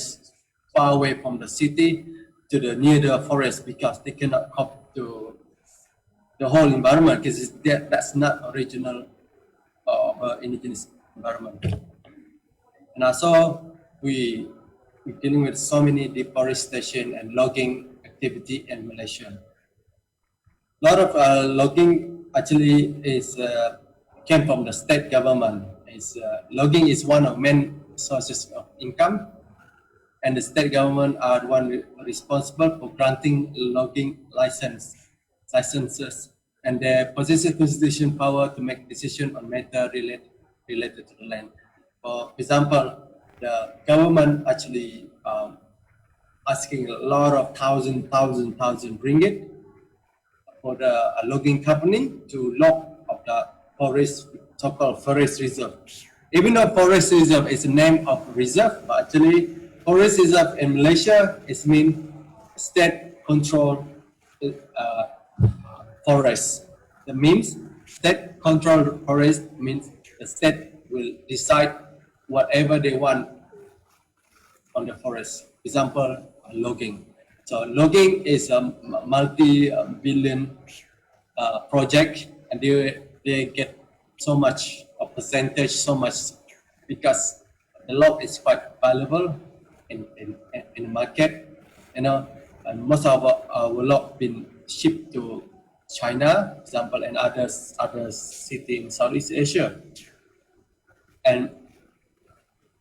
the problem is the indigenous people have very close tie to the forest, have a very close connection to the forest. It's not just a place for us to go find food and medicine, to find medicine and to find building, but actually a place for us to connect to our ancestor spirit. And we believe in our indigenous belief. Our ancestors, when they pass away, they will go to the forest. And that's why we, indigenous people, we always respect I will respect the jungle. Every time we go to the jungle, we ask permission, we do the ceremony, we give them some food before we take something from the jungle, because the jungle or the forest belong to spirit, belong to ancestor spirit. This is their home, and our home is we already home. If you want to enter somebody's home for us, we need to ask permission, also give something. So, but there is some development where Orang Asli self wanting to do farming, because most of Orang Asli who live nearby the plantation, they work near the palm oil plantation for other company. So other company will give a small salary for them. But since beginning of the since the beginning until now, the indigenous people realize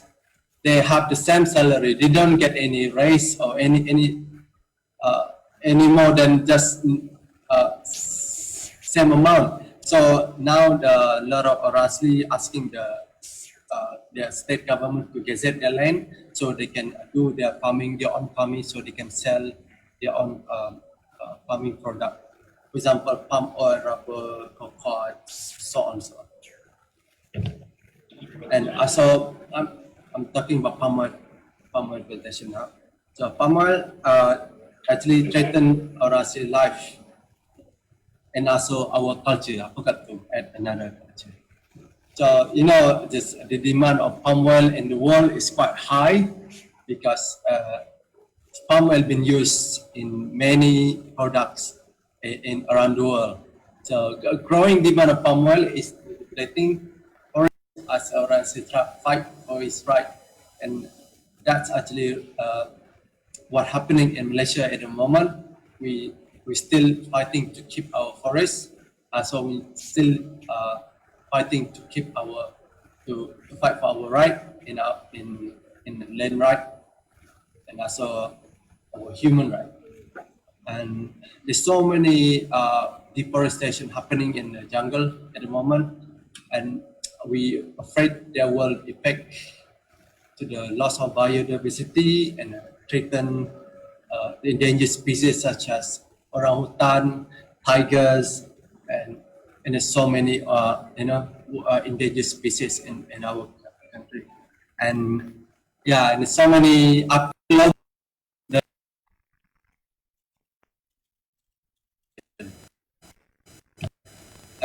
that's it. So in conclusion,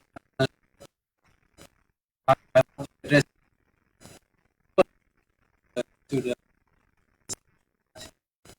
so Asli customary right, and also I want to highlight we need to gazette the Orang Asli land reserve in Malaysia,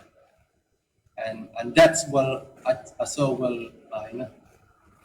make a better future for indigenous people in Malaysia. I think that's it. Thank you. Thank you. Thank you, Shaq. คุณชักก็ยกอยู่กับเราที่นี่ด้วยนะคะที่อยู่กับป่านะคะชาวอรัญญาสีคือในมาเลเซียเนี่ยระบบการปกครองของเขาเป็นสหพันธรัฐนะคะคือมีทั้งรัฐบาลของรัฐและก็รัฐบาลกลาง That was the story of the struggle of the indigenous peoples of Malaysia. So Malaysia, the Orang Asli is under the control of the state level government as well as the federal Malaysia government. So they are still fighting to keep the forest. And the latest issue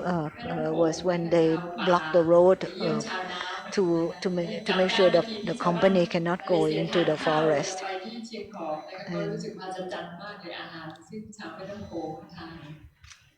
Shaq, you still there with us?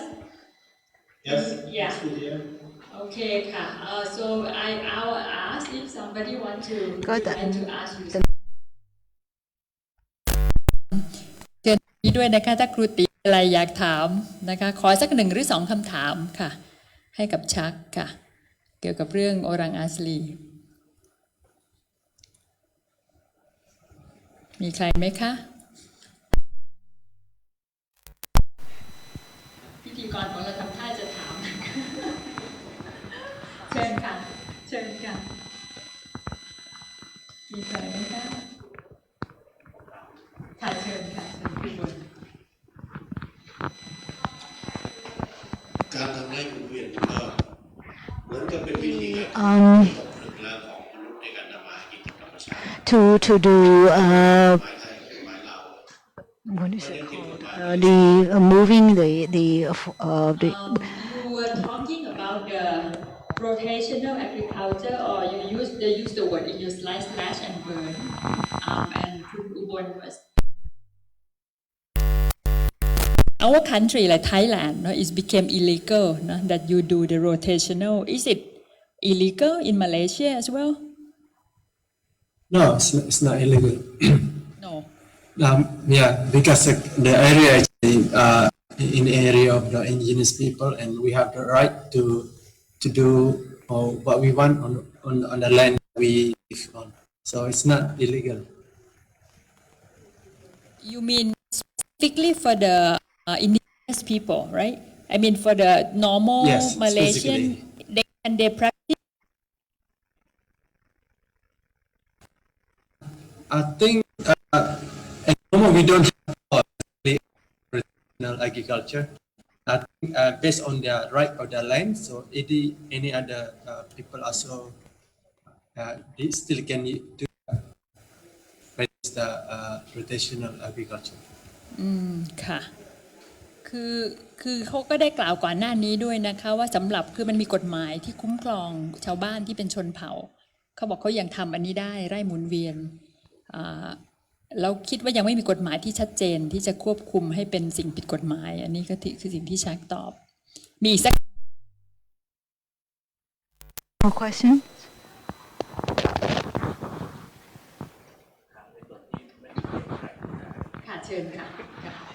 Can I ask something?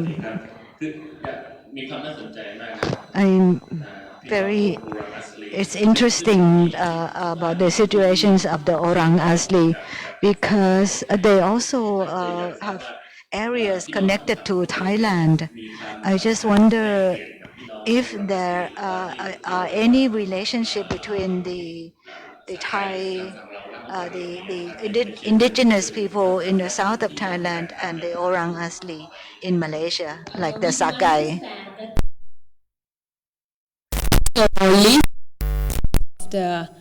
At the border into Thailand, the southern Thailand. Is it correct? Yeah? It's correct, yes. Yeah. And especially the people called Jahai people. Yes. They're close to the border of Thailand. Right. And, so you actually can cross the jungle to Thailand. In Thai, we have the group we call Sakai, which we believe that this is Orang Asli, I mean same group. So until now, the question is that until now, you still kind of connecting to each other? Are you still visiting each other? Yes. We are connected to each other. We are always visiting and then find a way to communicate. Even though some area was far away from the phone coverage, but they find a way to to use social media like Facebook. Yes, we are deep connected in the social network. โอเคค่ะตอนนี้ค่ะคือเขาก็บอกว่ายังติดต่อกันค่ะก็อาจจะไปมาหาสู่กันไม่ได้ก็ติดต่อกันทางโซเชียลเน็ตเวิร์กแล้วค่ะใช้ Facebook ติดต่อหากันนะคะโอเค Shaq thank you so much I think I'll have to finish a question for you thank you so much for sitting here waiting for us until now right please keep listening to our to the panel Yes, thanks okay we give the big hand to Shaqงั้นก็จะขอผ่านไปเลยนะคะเพื่อที่จะไปสู่อีก2กรณีค่ะซึ่งเป็นกรณีที่เสนอทางออกนะคะดิฉันอยากจะให้เป็นคุณภูวงศ์ก่อนภูวงศ์เพชรไพวันนะคะซึ่งในขณะนี้อยู่ที่เวียงจันทร์นะคะคุณภูวงศ์เนี่ยเรารู้จักในฐานะนักสร้างสารคดีนะคะนักทำหนังสารคดีเรื่องการพัฒนามายาวนานแต่ว่าในช่วงหลังเนี่ยเราคุณภูวงศ์ทำงานเรื่องเกษตรด้วยนะคะก็คือทำมีสวนมีพื้นที่ที่ทำเกษตรเรียกอะไรคะเกษตรธรรมชาติเกษตรยั่งยืนก็ได้พยายามทำมาหลายปีนะคะแล้วในท้ายที่สุดเนี่ยก็ได้ทำโครงการนี้กับชาวบ้านในหลายพื้นที่ในครั้งนี้ก็คือที่สวรรณเขตเราก็เลยเชิญให้ภูวงศ์เล่าให้ฟังเกี่ยวกับเรื่องนี้หน่อยนะคะว่าเขาคิดว่าอันนี้เนี่ยมันจะเป็นทางออกทางแก้หรือว่าเป็นทางที่จะสนับสนุนให้ประชาชนลาวมีอาหารนะคะกินอย่างยั่งยืนได้อย่างไรขอเชิญค่ะ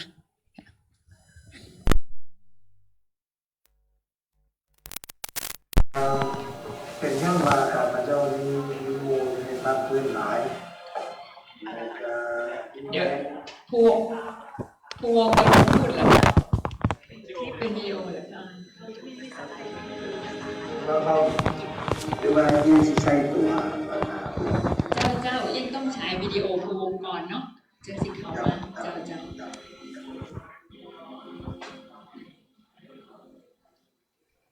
สบายดีทุกท่านที่เข้ามาร่วมในประชุมนาทีนี้ Good morning, everyone. For everybody who participating in this conference, I would like to talk about Laos on exchanging how I've been participating with other villagers in Laos, those who making films for a long time.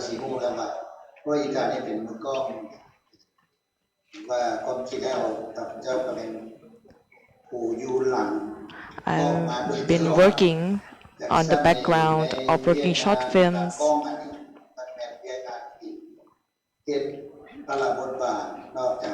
I did many roles besides media. For now, I've been working a lot behind the scenes, taking knowledge I received from the villagers to further the knowledge on academic level. This is the job that I really love. I've been working a lot with the friends in the media, together with community members. We call it the media for development. For nowadays, my role is also changing. Besides making media for people to understand our struggle. But what is important is how we invited the real actor to have their voices in. We did workshops together with Project Savannah in Thailand. How we maintain the sustainable knowledge. We call it community.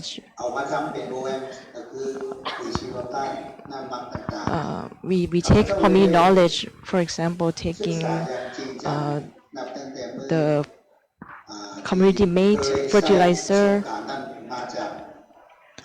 We bring it and make it into knowledge.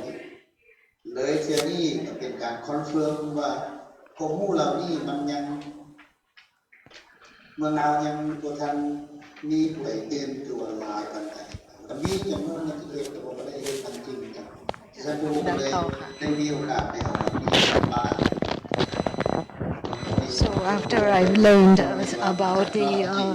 alternative agriculture in Thailand, we try to work on it.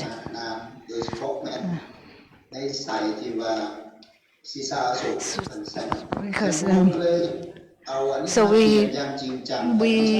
actually try to do it. And then I met the chair of the association that promote promotion of rural people. So I was glad to be a part of it, to use appropriate technology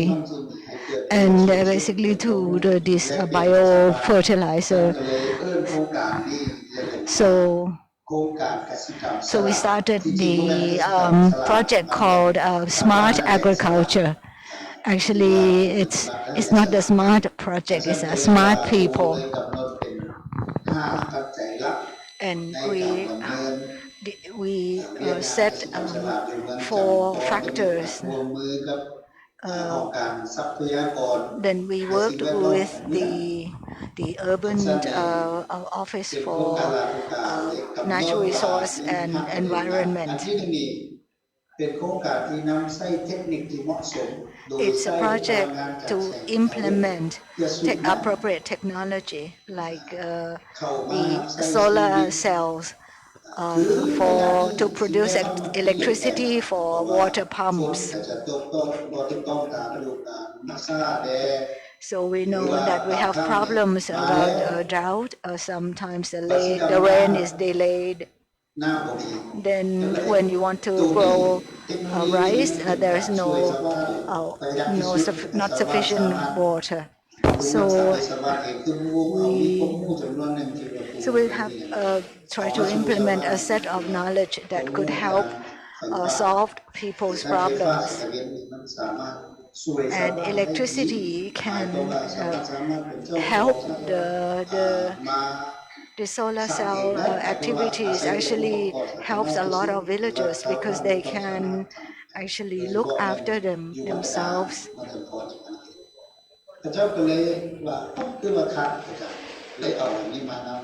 So that's why we use the electricity, these solar cells, to work with water pumps, to pump water from the pond to the field. And secondly, in the dry season,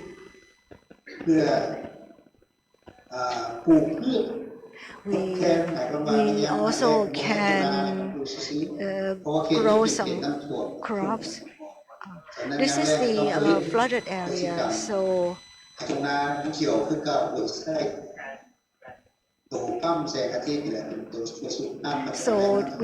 the solar power, we can actually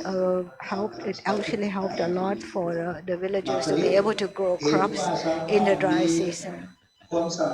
because they can pump the water into the fields. So once they see the success,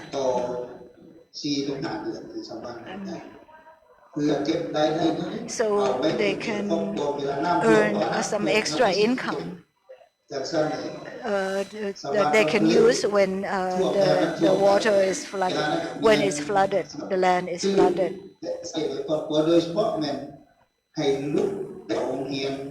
So they have when they have money, they are able to pay for the extra costs for the children going to school.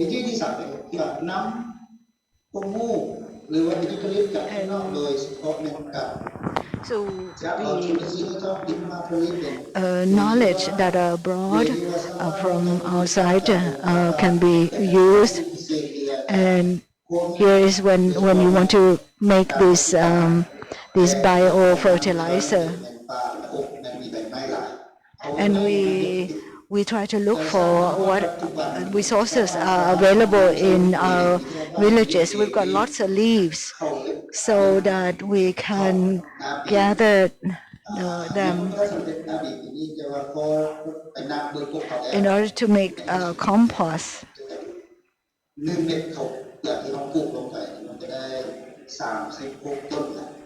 So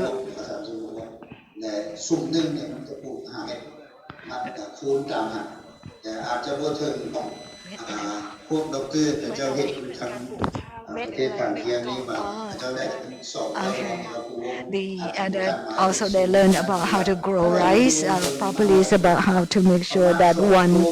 grain of rice can actually grow 6 plants.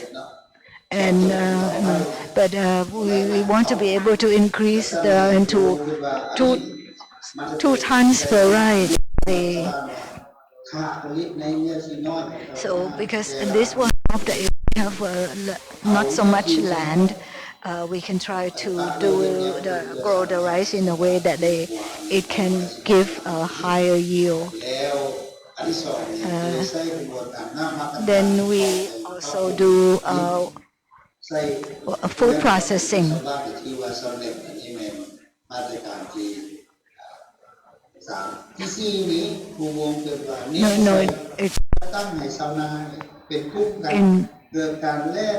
So we try to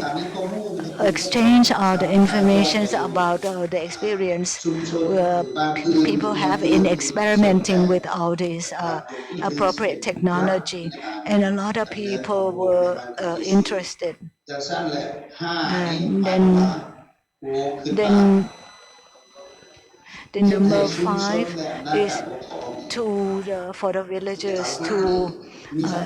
learn to have dignity.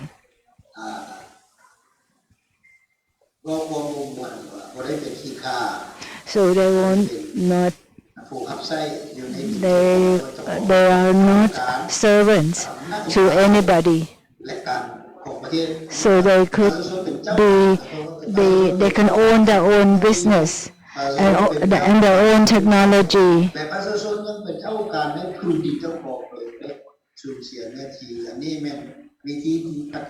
This is all these like the ways of thinking in order to contribute towards sustainable development. So these are the goals of the association. So in order to ensure people's dignity and ownership of the land, ownership of their own of labor.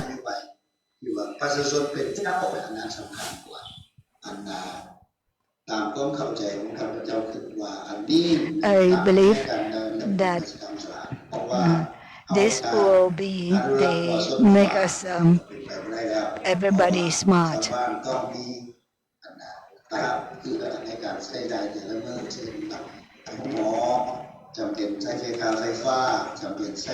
So they can do things for themselves. They can produce electricity.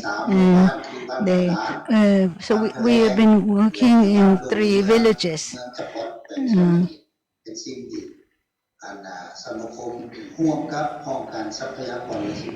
So this is a project that the association works together with the government agencies that are looking after the natural resource and the environment. These 3 villages are in the kind of wetland areas. So these are just the beginning to ensure that the villagers can actually adjust themselves naturally to the world. เดินทางออกมา3 ครั้งอยากจะขนฝุ่นลงนานี่พวกอธิบายละเอียดว่าทุกคนเนี่ย This is how they applied the rice husk in order to increase the organic materials in the field, so that they can ensure that the organic will provide nutrients to the crops. So we feel that soil improvement through composting and organic matters are very important. And here's a rice field.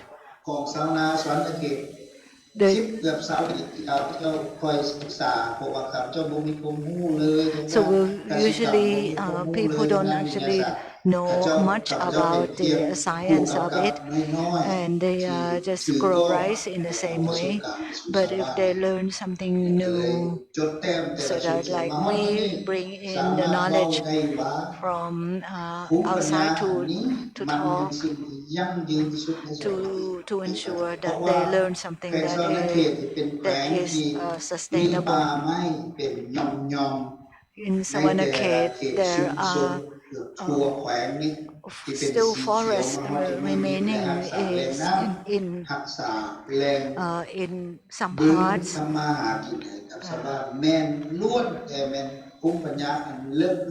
So we can, if we can actually make a living to ensure that we maintain the natural resources, that we can conserve the natural resources.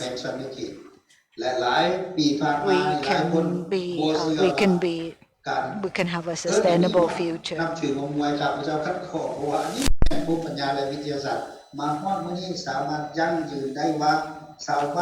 We can now say that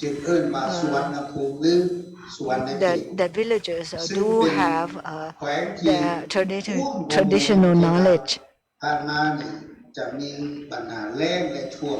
but they have to now learn how to deal with the current problems of flooding and droughts.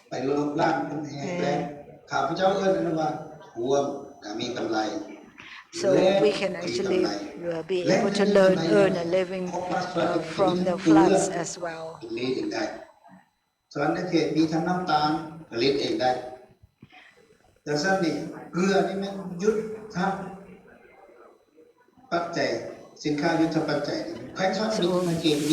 So we can produce everything in Savanakhet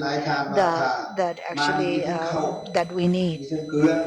We have rice, we have salt, we have sugar, we have fish. So whether we are facing floods or droughts, we can survive. Because our ancestors has provided the ways for us, and that knowledge will be provide us with immunity. So and now we are going forward with some smart agriculture.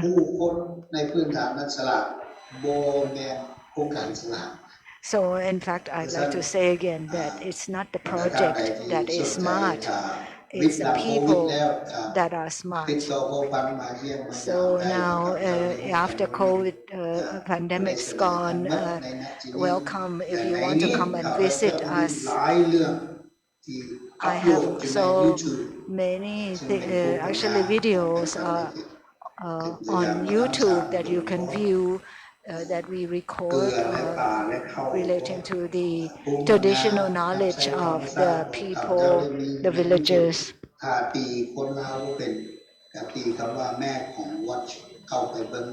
And so you can go and visit on YouTube. So thank you. Thank you, the organizer of this seminar. I'm very pleased and honored. So please, after COVID, come and visit. Thank you very much. ข่าวดีหลายเสียดายอันเสียงอยู่ในวิดีโออันสีขาดหน่อยหนึ่งเนาะพวงยังอยู่พี่น้ำเฮาพวงยังอยู่นะคะแจ็คสองคำถามให้พวง Kun Phuong is still online, so anybody has any questions? กับเวลาค่อนข้างน้อย We have not much time, but please. มีใครไหมคะมีคำถามไหมคะเชิญคุณตีเหรอคะเชิญค่ะ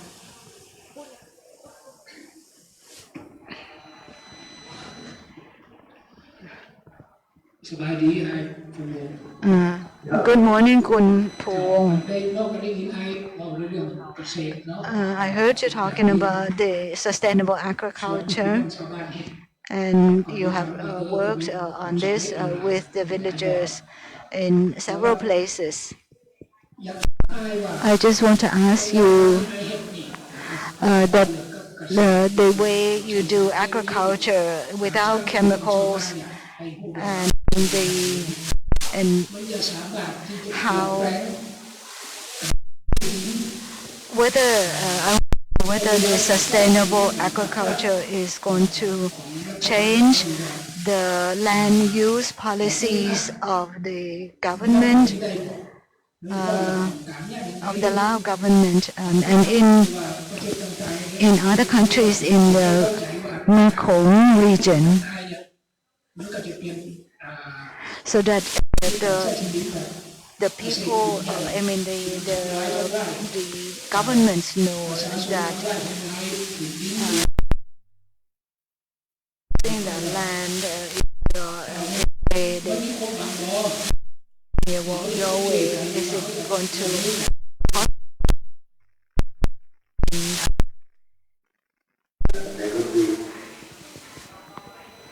ตอบเลยก่อน Shall I answer now? เราก็เรียนกับขอสบายดีทุกท่าน So, good morning again. Good morning to Krute in particular. สมาคมของท่านดร.ศรีสยามเรียกว่าสมาคมส่งเสริมสังคมชาวสมุทร So our association is actually called the Promotion of Rural People. And then usually it's based ส่งเสริมสังคมชาวชนบทโดยเป็นประธานของท่านดร.ศรีสยามแมนส่งเสริมให้สังคมมีความรู้ที่จะเอาตัวรอดในการเปลี่ยนแปลงทั้งหลายแหล่นี้ what we are doing is trying to make sure that people have a means to, in order to survive, and also to have dignity. And to have dignity, you have to have knowledge, and you have to own your own livelihood. So that's the principle of this association for the promotion of rural communities. We want to have dignity, to have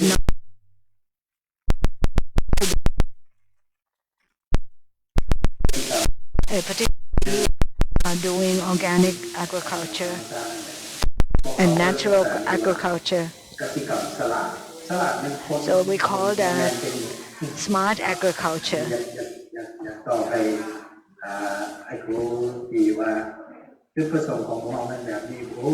So that's our objective.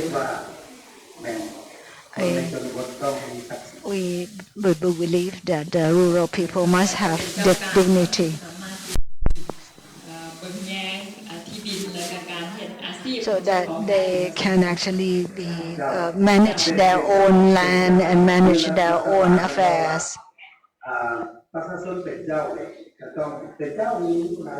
So the people are masters of their own livelihoods, so that they can survive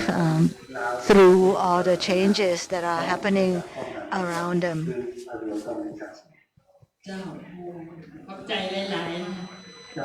So thank you very much.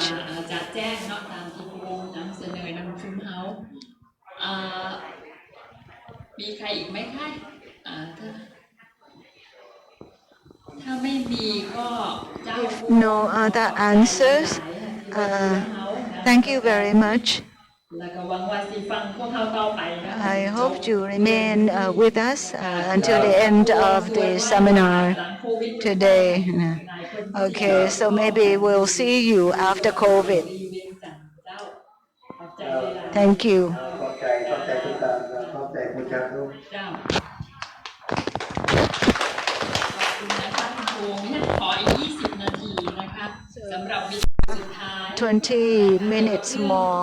for the last video ดันูแลนด์นะคะในพม่านะคะซึ่งชาวบ้าน Danu Land in Myanmar. มีไฟฟ้าทำไฟฟ้าด้วยตัวเองนะคะไฟฟ้า This is a project where the villagers produce their own electricity through a small hydro. ซึ่งเป็นการพูดของ CQ สัก10 กว่านาทีบวกด้วยภาพของชาวบ้านของชาวบ้าน So we have a video explaining and also the หลังจากดูแล้วกุฏิคิดยังไงเพื่อให้ So after we watch the video, then Kruti is going to talk about, try to summarize. Okay.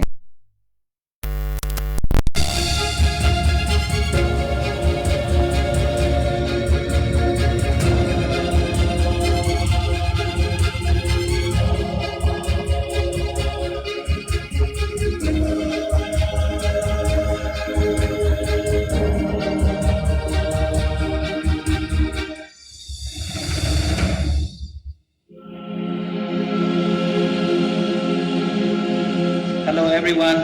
my name is Kyi Phyo, greeting from Danu Land or Southern Shan. I'm very happy to give me a chance to present about the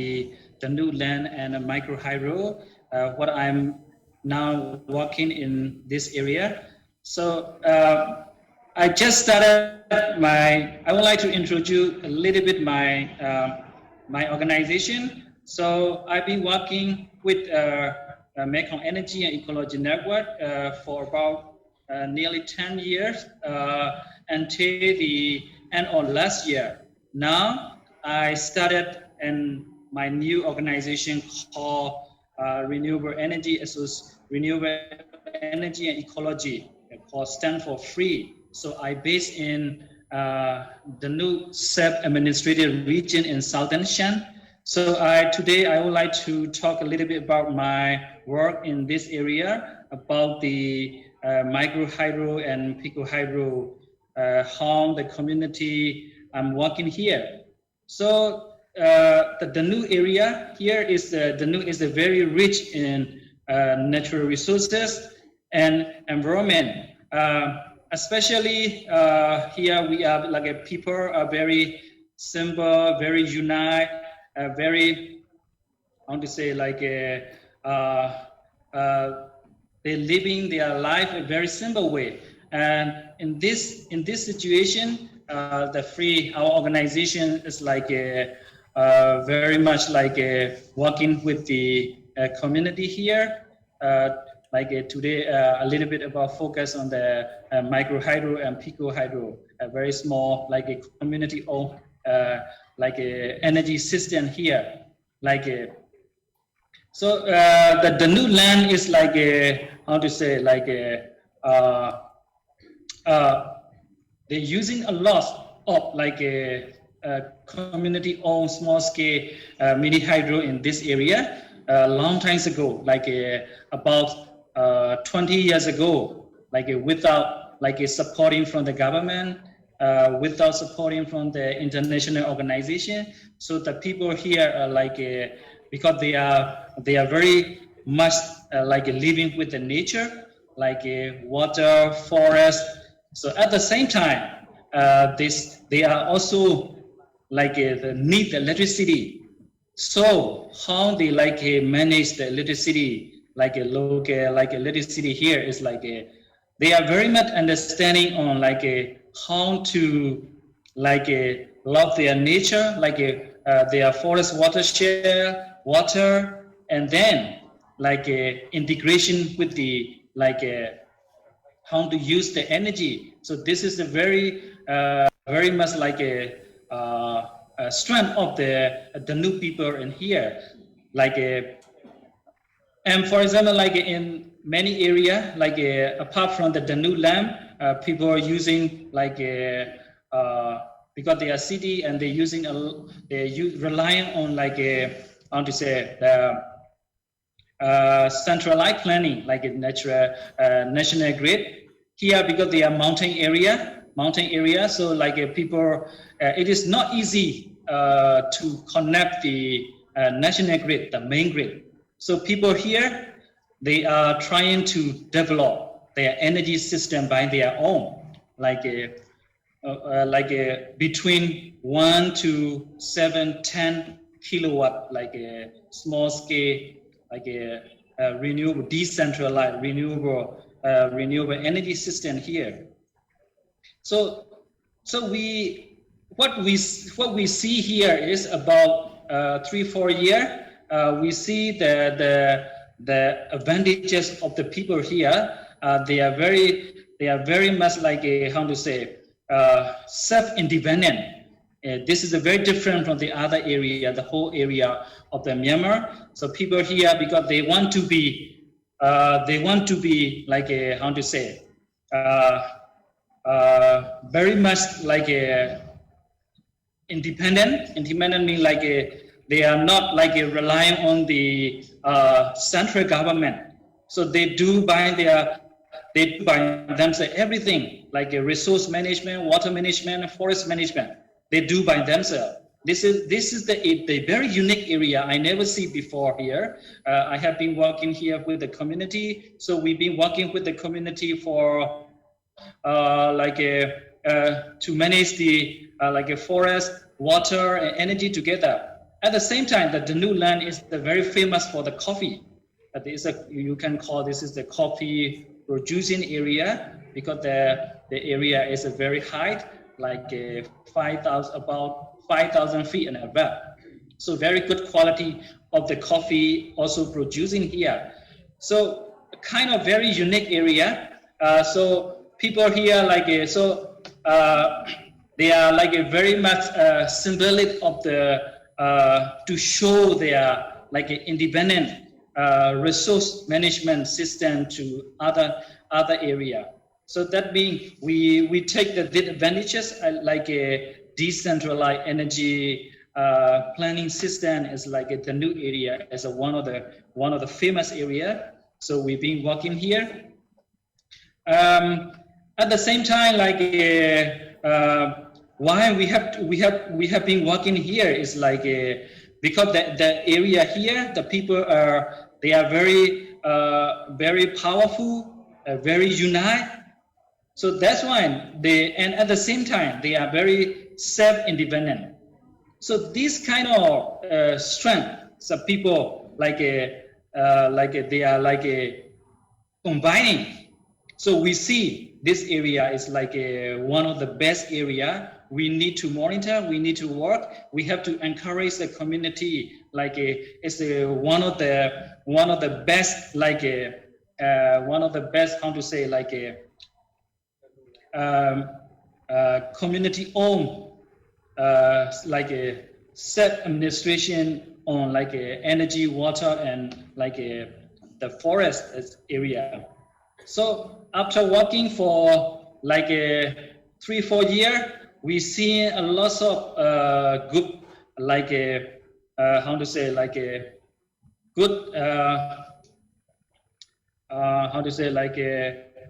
good example of the improvement, like their forest, their water, like they improve more and more, because like they are trying to be like because before this area there's some like a problem of cutting the forest, and some like a resource like exploiting issue until now, like is one of the big pressure. But the local resistance, like they are very much strong, like fighting against the mining and logging issue in this area, because this is the power of people here. They see their natural resources are very important. Their identity, living in the mountain area, So that's why people we working with the people here by doing the research. Research means working with the community together and trying to be convinced the government and authority. Okay, people here they are the people who protecting the forest, water, and the resource. They are not the people who destroying their natural resources. So now people here, authority, the outside people, they see people here are very united and they are very good people. They are protecting the natural environment, their resource without destroying. So this is a very important, very important step. So we see the dynamic is now growing, the dynamic or community-owned research, community-owned management on the resources are growing every year growing. So people lots of people from outside, they come and land how the Danu Land and the Danu people trying to manage their resource. So this is a kind of this is a very good example of dynamics that we showing the outside people. Not only the outside people, but also the government, local government, central government. Okay, this is seeing we already the new people. They are one of the best community who managing the resource quite well. So this is the kind of strength of the people from the Danu people. So we are keep working on the Danu Land, more a sustainable area. For example, we also trying to work in on the cooperation between the Danu Land, the forest area, the green zone area, greensland area, and the dry zone. Because the dry zone, the city dry zone, Mandalay, the big city, and the dry zone, because they are connecting. So we seen in one day, the conflict between the mountain people and the city people is some example in Thailand, because the government trying to be trying to move the people living in the mountain out, because of they start seeing, okay, that the mountain people they should not live in the watershed area. So we are seeing this kind of a resource conflict, and also the central government and the city people seeing the use of the resource. That's why we're trying to be encouraged and working with the mountain people, not only the nude mountain people, but also the city people and the dry zone, how to cooperate, working together with the dry zone and the green zone of the mountain area to protect the water forest together. I think this is very important for the not only for the Myanmar, but also for the the resource with the dry zone, how the new people living in this mountain area for as a sustainable way.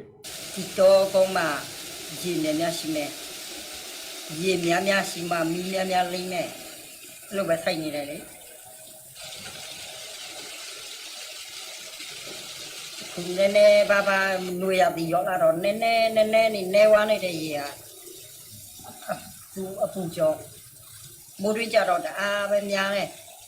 bùi xong rồi. Thì tôi để giống đi qua thì gì thì như thế short không bao mấy bỏ, thì như thế à short lại gì thì mà thuận theo bỏ. Đó trong vô gì này mà gì mẹ thuận hay mẹ, gì mẹ bông hay mẹ, mẹ lên hay mẹ. Cô thấy năm nay gì thuận, nó cho trong lòng tài chi mà hậu, thì thế đây bỏ, mẹ ai đâu hậu, thì chúng mà lấy gì thuận. Thì trong thế và xong rồi thì bằng lòng thế vậy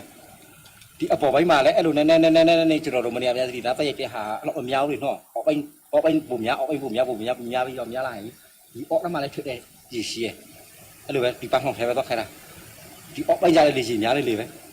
ลูกจองจนเรากินน้าเสะจีเรายาเลยไอ้ยี่เดียดีบอกไว้มาเราดีหาติดจอเรามาดีหรอกไอ้ชิ้นนี้เดียวเขาติดจอดีก้อนดียี่สิบล้านมาพอติดจอแน่ในหางยี่สิบตีเลยบอกน้องจนเราสองช็อตให้ตัวจ่าเราคุณเสร็จติดเป็นชิ้นเลยเข้าเตะยะมาเข้าเลยมาเข้าเข้าเตะเขาตัวจะเป็นอะไรทุจะเป็นอะไรจะเป็นทุตรงนั้นมาไอ้ส่วนนี้บอกอะไรแล้วไอ้ติดจอได้ชิ้นได้กว่าจนเราเปลี่ยนผู้ชิ้นได้ชิ้นเราจนเราติดเทก้อนบุบเราก้อนไทยในชิ้นเนี่ยแล้วเราตีนยาสีว่าสมัยยามาชิ้นไหนเลยที่ยี่อาทิตย์จะได้มาเก่าแล้วแม่จนเราตีคุณเราท่าได้ยี่อาทิตย์สิโอจนเราอากูถูกเราท่าเขาบุบเราชิ้นเนี่ยปาลูเล่สุดเราไอ้ยี่เนี่ยจนเราไม่ทุ่งเนี่ยจ้ะไม่ทุ่งเราไม่ทุ่งไหนบุจนเราไม่มีเล่นไหนก็ไอ้ยี่สิบายามไอ้เราไม่ตีวิ่งเลยชิ้นเนี่ยจนเรายี่ไม่ชิ้นจนเราไม่เล่นหมดเนาะยี่ไม่ชิ้นที่ไม่ได้ไปมาเล่นไหนยี่สิบมาไม่ได้ไปเล่นไหนยี่สิบอ่องยี่ปลุกไทยในยามแรกตลอดติดต่อได้สิมาได้ยี่ถุยได้บ่เราจองจนเราติดต่อไทยในยามแม่ติดต่อหลอกยามแม่ไทยในยามแม่จนเราพิจารณายามแม่บ่มาเข้ายาวไอ้ติดต่อสุดเลยตัดบัตรสิเดไอ้ลงมาไอ้ลูกสาวอย่างนั้นน่ะไอ้เราในทองติดในทองพักมาทางไหนจนเราลูกสาวอย่างนั้นเลยติดในทองพักมาในทองติดหลอกมาจนเราลงมาเข้าใจในติดต่อไทยในยามแม่สุดไทยในหนาไทยในบีบีเว้ติดไปยามสิว่าย่อยว่าเป็นไม่จังเลยIn other words, Myanmar's indigenous pico and microhydro practitioners have designed projects prioritizing flowing rivers, thriving forests, and raising environmental awareness. Another key aspect of Myanmar's indigenous hydropower is that it has been inclusively developed, using management and ownership models that are co-created by communities and technology providers. Ji long alapi sa long chi se khwa sa de sa bi lo chi se chi ma chano e ha le lo chi se ki ye kin le ti chano ha le pi ti lai to chano chi se ko khu ma ta kha ti a thei ri pyak twin na thei ri ko ja ro ywa lu de ta chu ma ya ba hu de mi lin lai ma e tha chi ni mi ba hu de chi ne ko so twa ja de ya mi pu ro chano a mi pu ro ti de le mi pu ra ne ko chano e ha de e long be ma we lo ya ma le bo tong chi tong ha wa we lo ya de a lo mi bo la cha we e ha de we pi lo chano ywa ma pya sang na ja pu le cô đây thì kilo sẽ cho nó đánh khoai bây giờ đấy là đánh khoai nguội của hàng của bé sư của hàng của thầu ai pi chú cô giờ rồi vào mà mấy nơi nên ba cụ khẹ trông em nhai mới trông ngâu bọt nó ai chú cô đi vào nhà này sư biết lo chú nên tuổi tám biết lo thu gì lo chị này đấy mỹ linh a rồi giờ này bỏ à mẹ cụ biết là mình chị bỏ ô thu là rồi nhau à rồi mới đi tông sao biết lo khẹ rồi nó thắt tao lông này qua chọn lông chi bao biết cho nó mà nó rồi vào bông nó chỉ trông bọt nó thì bông nó chỉ trông nhé cho nó rồi đi tại nhé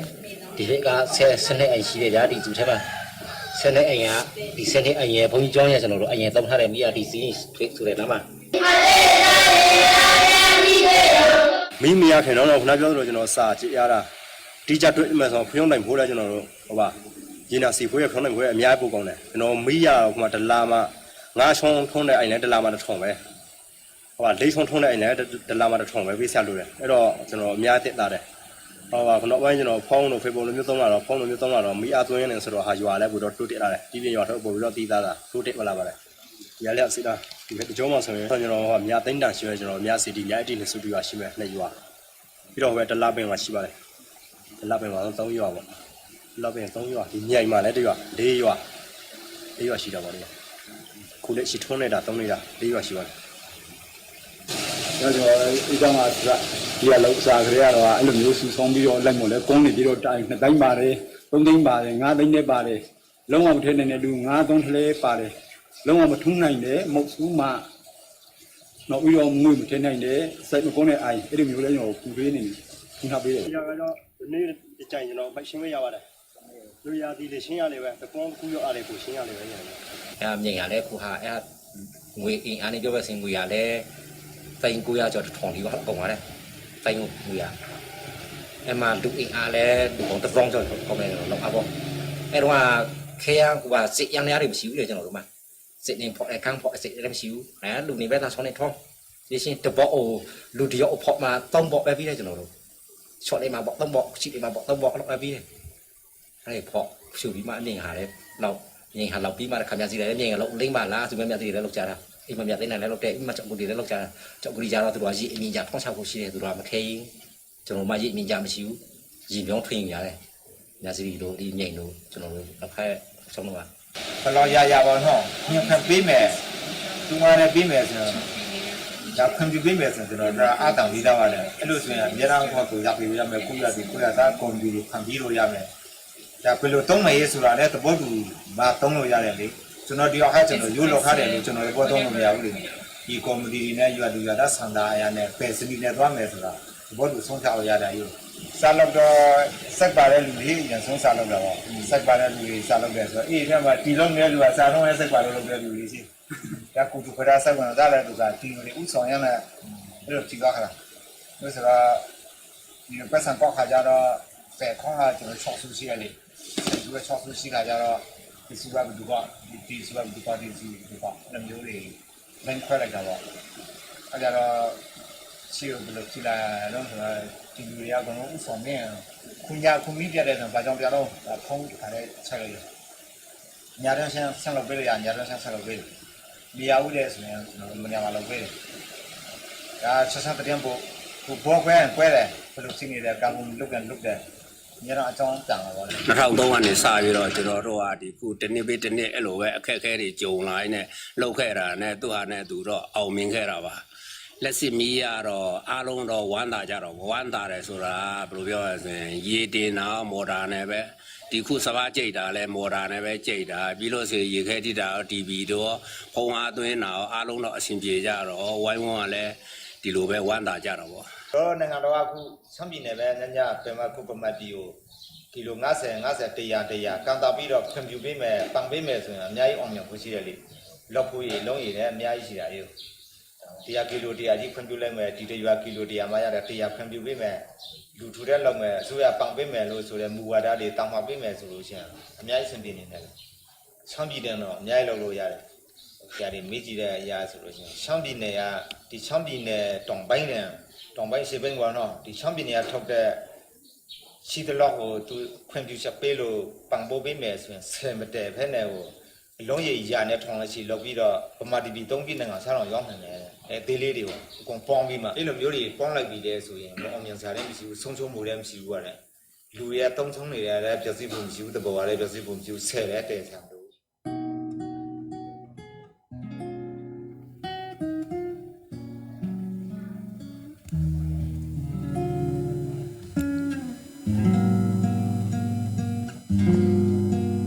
นี่ก็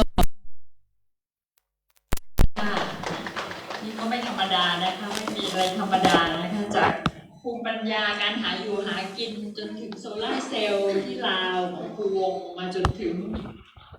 So we have seen how the villages have adopted from solar cells in Laos and now is small hydro projects. This confirms people's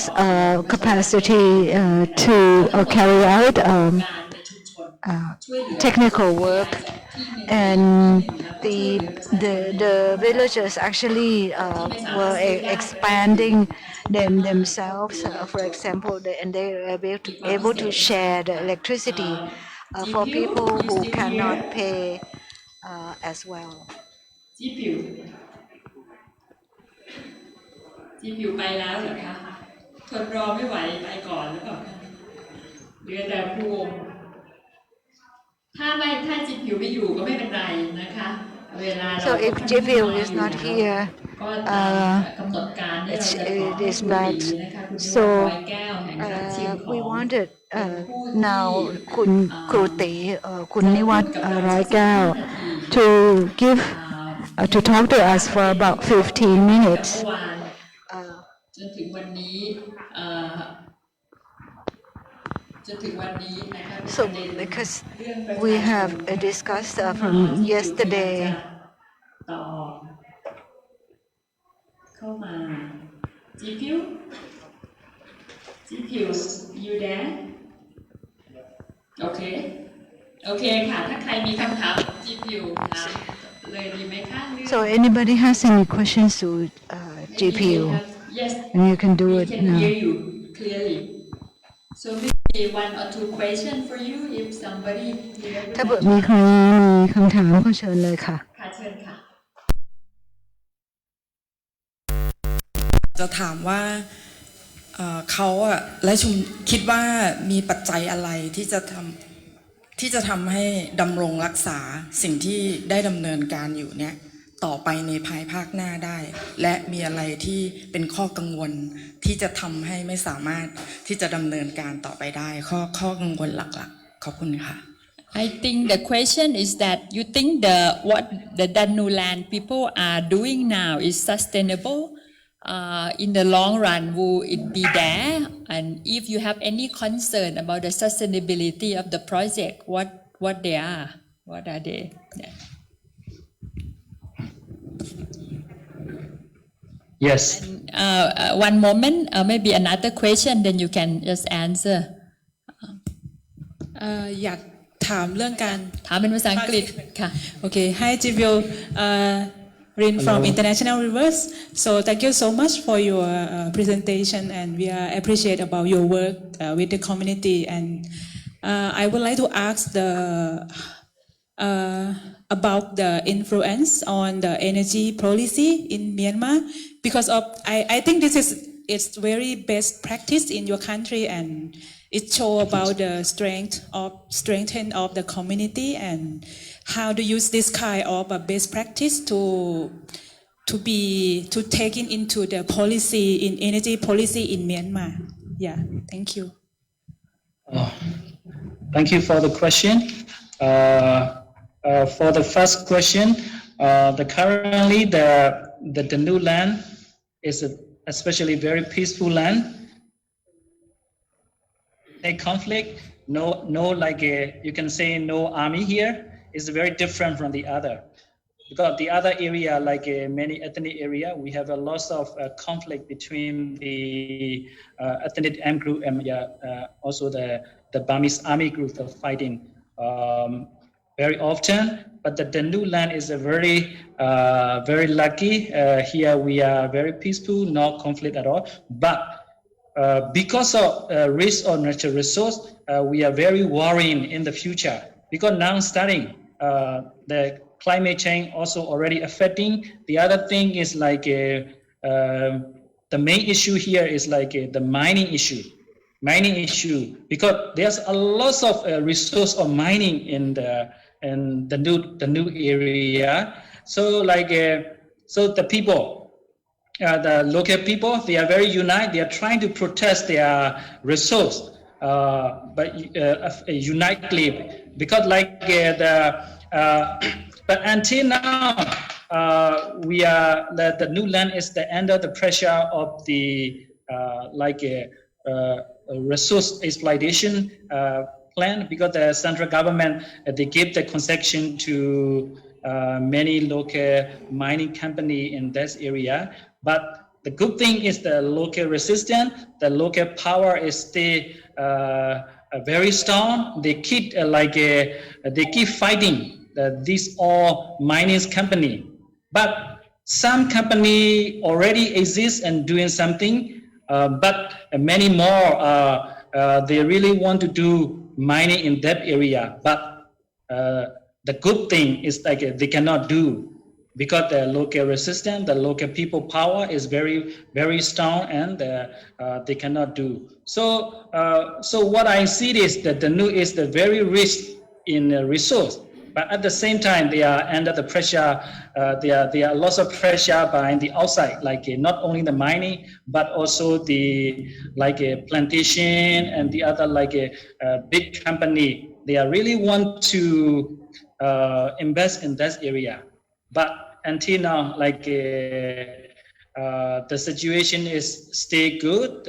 People power is very strong. So this is what I see. But in the future, of course, we have to protect. Local people need to protect more and more for their sustainable land. But okay, this is the maybe first question. The second question is here we are doing the very encouraging, very promoting, and working together with the very small scale community-owned energy system. But we know that the current our central energy planning is very much the centralized planning. So every month, every time the changing, we have a lot of energy development planning are changing. But the good thing is the last scale dam project, they could not able to go forward because the government also thinking another alternative way. For example, instead of doing the building the last dam, so they are trying to increase the gas and other thing. So in this case, we also see in the ground a small scale energy planning is very important, and so we also working with sometimes with the parliament member and also a government official to see these advantages of small scale renewable energy system on the ground. You have to be pay attention to develop the whole country electrifying. You cannot be doing a centralized planning as a one way. You have to you can see the lots of strength on the ground working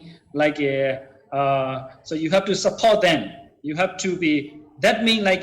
your burden will be reduced a lot. So this is what I see. The power of the people, community are very important. So now the government start recognizing the decentralized small scale energy planning on the ground. So we see in this, this is a very important to be electrify whole the country. We should not be going the centralized planning. We have to be more on dealing with the community participation and very small renewable energy solution is the most important and the most sustainable way. Thank you so much, Kyi Phyo.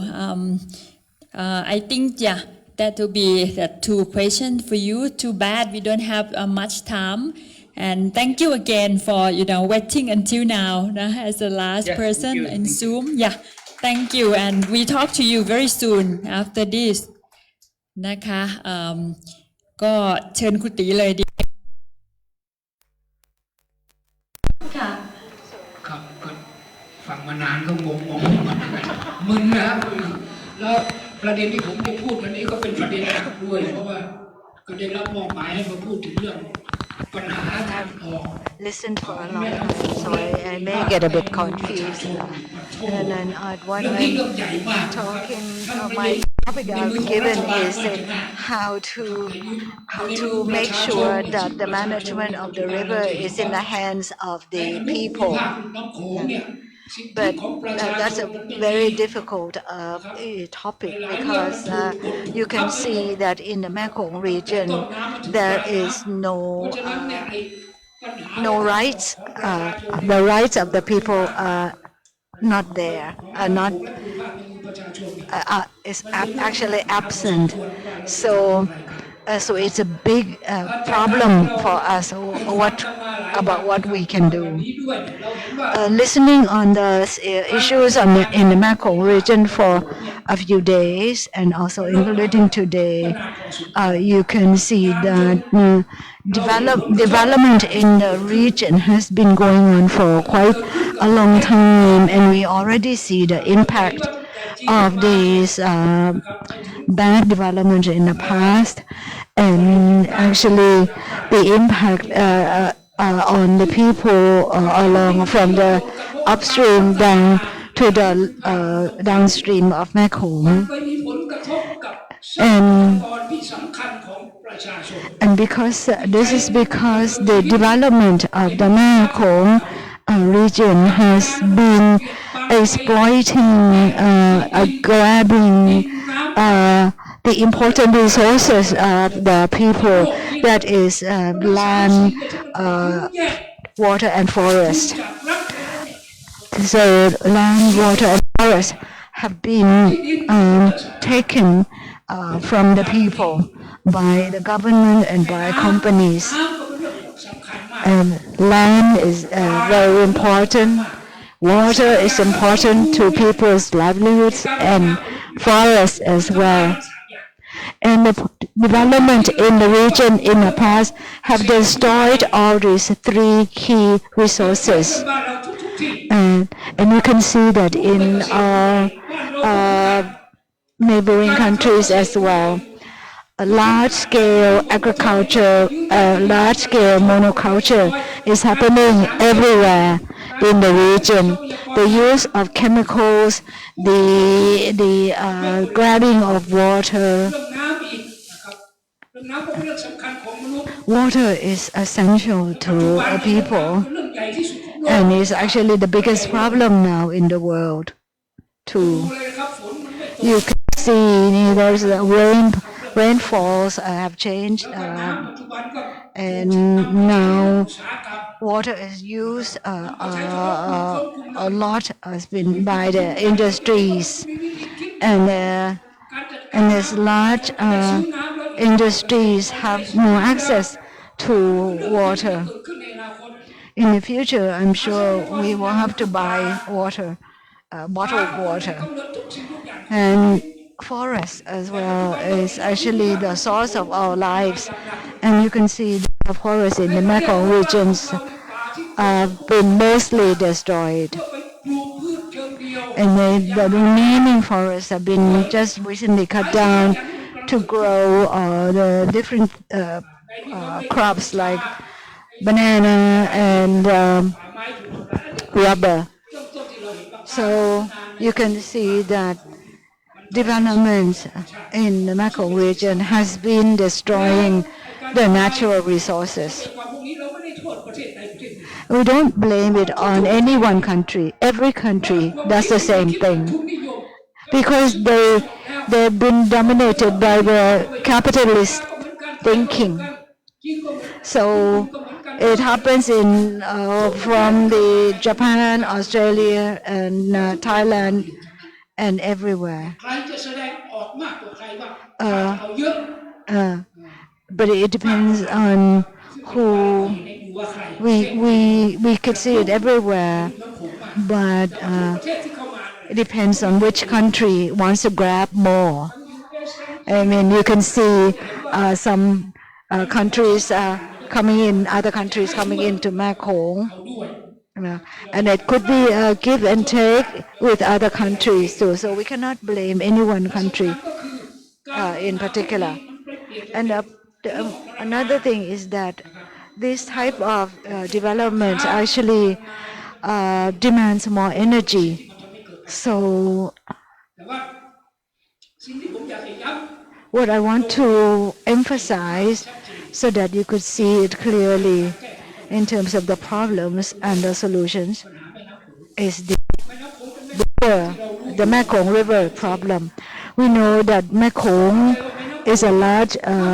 river that goes through so many countries. Without the Mekong River, we will not have any countries in the Mekong region. So we are actually the Mekong River feeds everyone in the area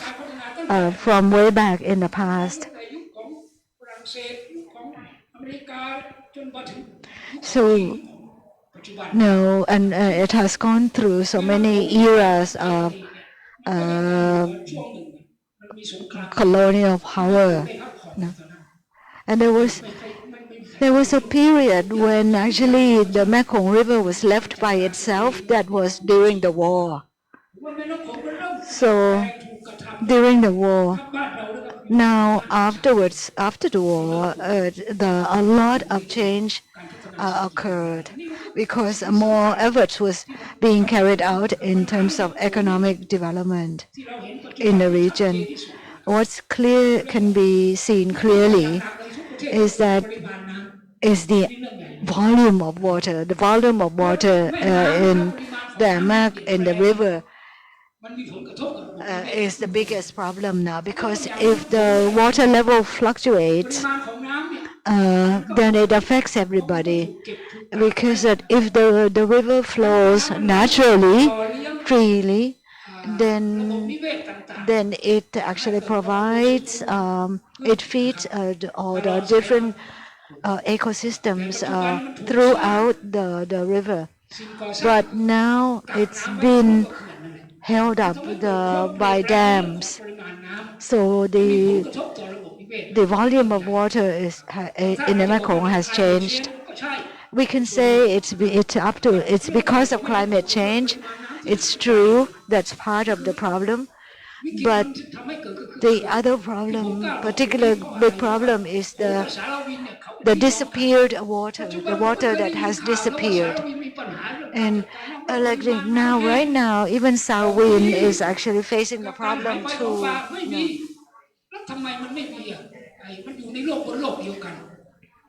So the Salween has no problem because it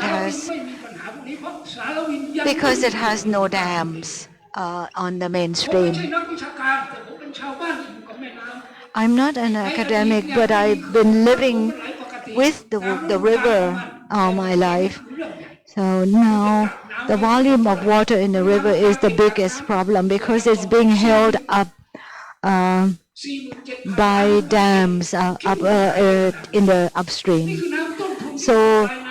it's a huge amount of 70,000 cubic meters per, and the lack of water, the disappeared water actually created a lot of impacts on the people's agriculture and livelihoods downstream tremendously. Now, apart from the less water,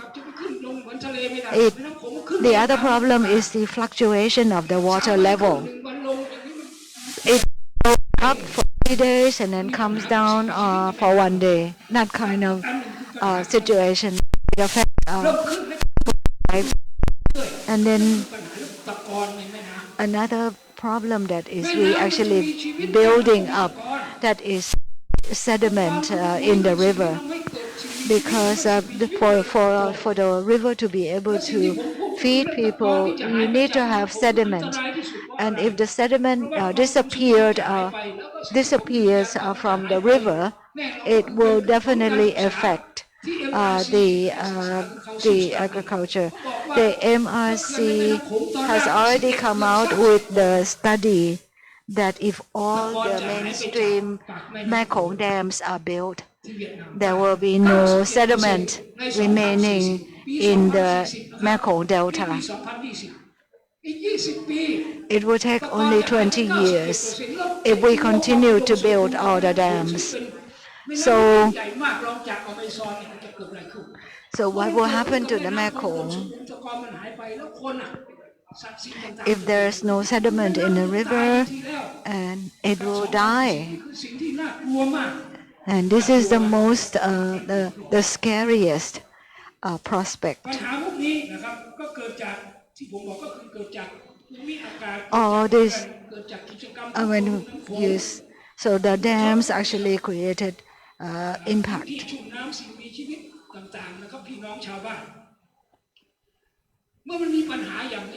So if we have problems, there should be solutions. But the problems for the Mekong, the solutions for the Mekong River is a little bit more difficult to find or to be implemented, because only the small people are making noises at the moment, and they don't have any power to change the situation. So the biggest obstacle is actually politics, because there are different politics in the region.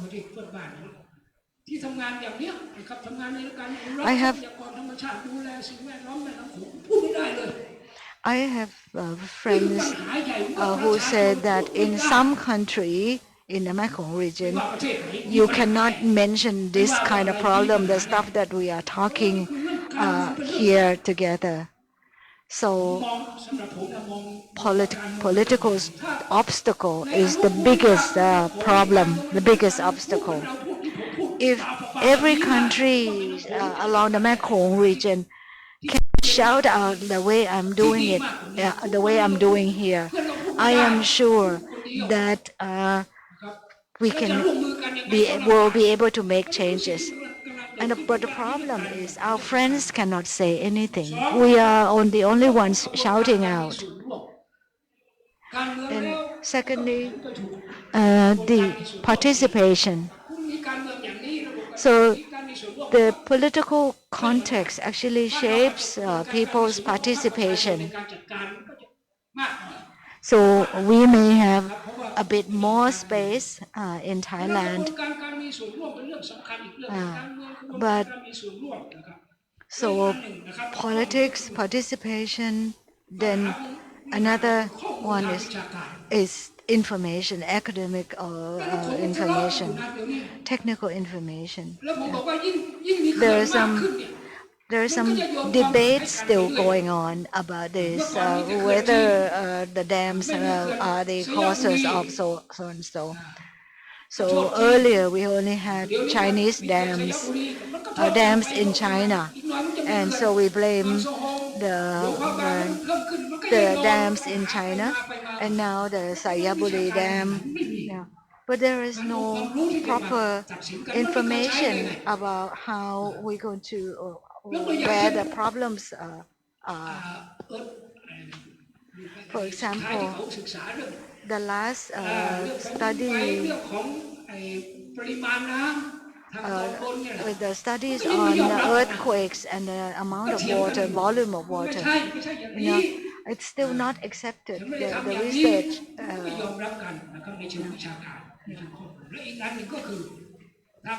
Another problem is,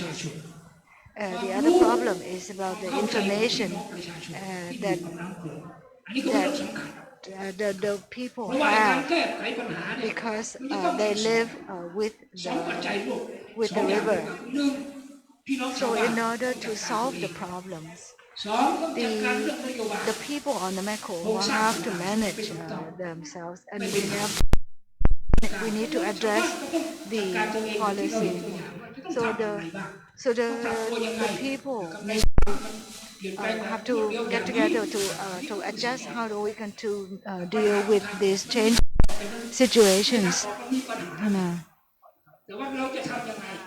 So the solutions are there.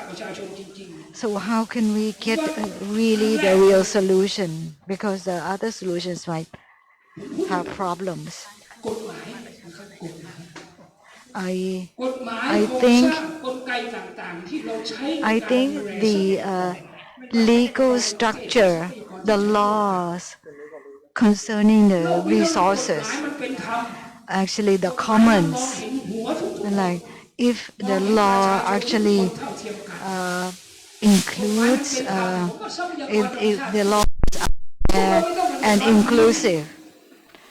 we will not be facing these problems. But what happens is that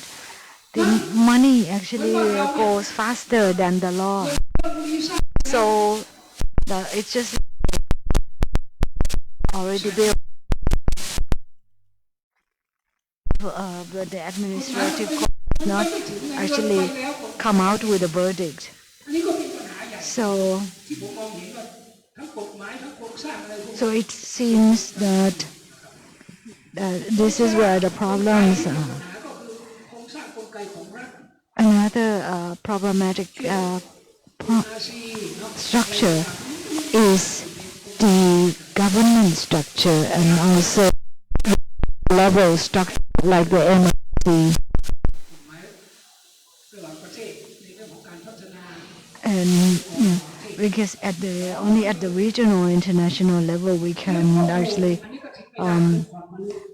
introduce this transboundary accountability kind of issues. ในเรื่องราวข And องแม่น้ำโขงให้ชัดเจนนะครับมีการศึกษานะครับทุกวันนี้การศึกษาไปอยู่ในมือของรัฐบาล And the people themselves have to gather information themselves in order to be able to go to use them for finding solutions. I think the most important thing that we have to do is to build a organization, the space for the people in at the table in the negotiation, in the decision-making policy relating to policies. We have been thinking about the Mekong People's Council, and people said that there's already the MRC. The MRC is a shadow government. It's a shadow of all the governments, and that is actually imposing things on people.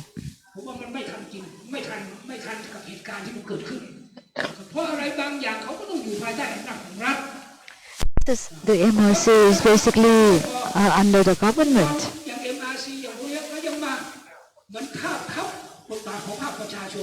And they basically even sit on top of the people. So I think it's about time that we build a Mekong People's Council so that we can raise our status and demanding the place at the negotiation table as well as in policy making. I really think that that's the only way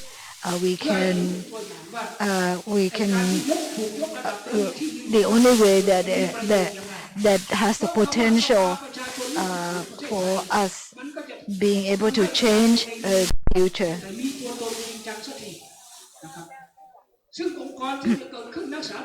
And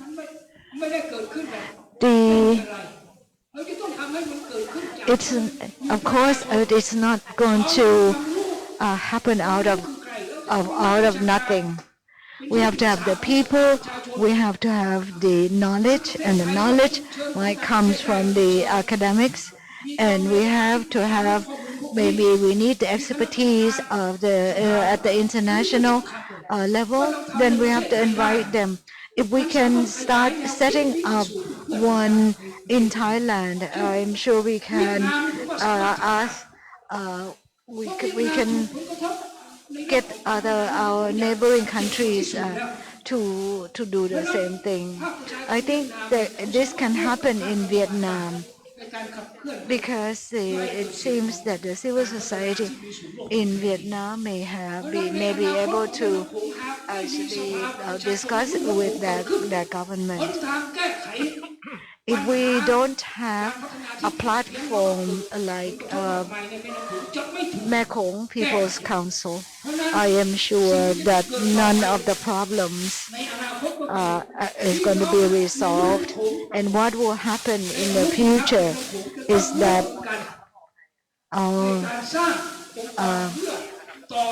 so we must get together in order to build our organization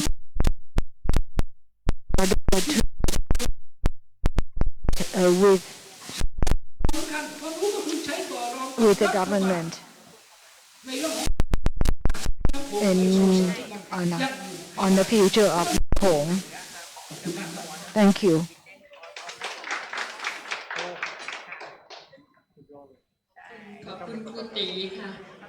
Thank you, Guti.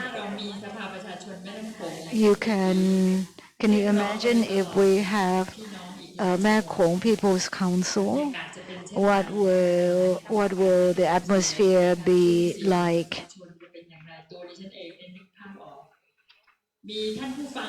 And anyone wants to ask Kuti's questions? เชิญค่ะเชิญทางนู้น สวัสดีครับผมเคนจาก RFA นะครับ I'm Ken from RFA. ว่า I just โอเคแหละเรามีเป้าหมายที่อยากจะตั้งสภาประชาชนขึ้นมาแต่ว่าในขณะเดียวกันนะครับอิทธิพลของระบุไปเลยนะครับอิทธิพลของจีนเนี่ยก็ค่อนข้างแรงมากนะครับคือเราคิดว่าเสียงเราจะต้านทานกับอิทธิพลของจีนเนี่ยได้มาก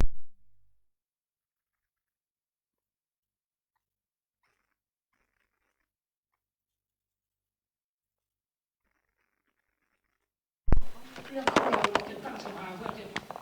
ถามจริงๆว่าจะสู้จริงไหมผมคิดว่าในสถานการณ์ปัจจุบัน I think in the current situation is actually appropriate for setting up the People's Council, because if you look in the past 20 years, you can see that China is coming south. So it's really coming south fast, but we don't see the other countries that can actually come and balance the power. We only have small countries in our region,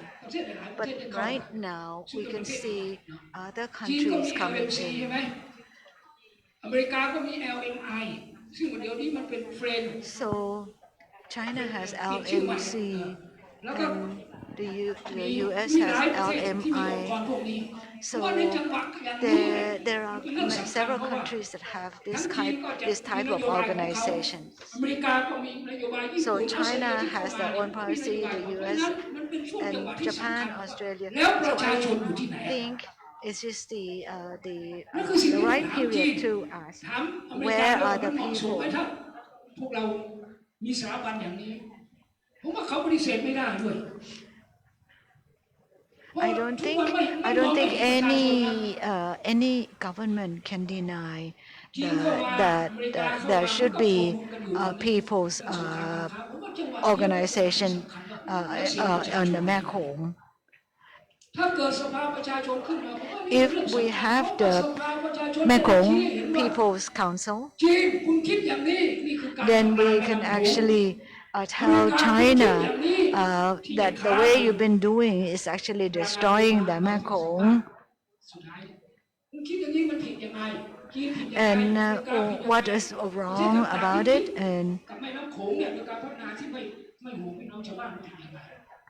And we can start questioning about the types of development that actually are happening in the Mekong region. And at the same time, then we can propose what we want. So, okay, if you can go ahead with development, but we have to be able to say what needs to be protected. This is to create some kind of a balance.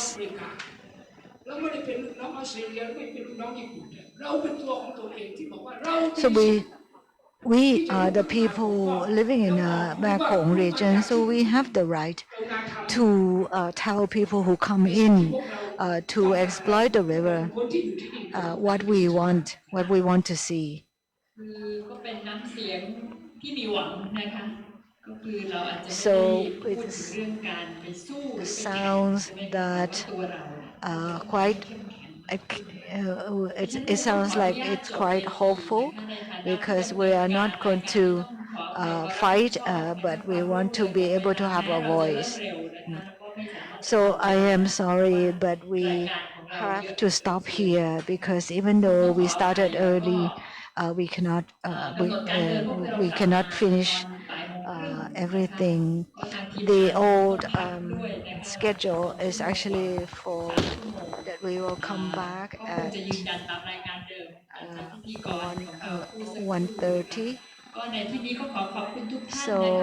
thank you very much, everyone. คุณตีนิวัฒน์ร้อยแก้ว คุณวิชัย from ETO Watch, and also friends who are sitting here with us all through. Thank you very much.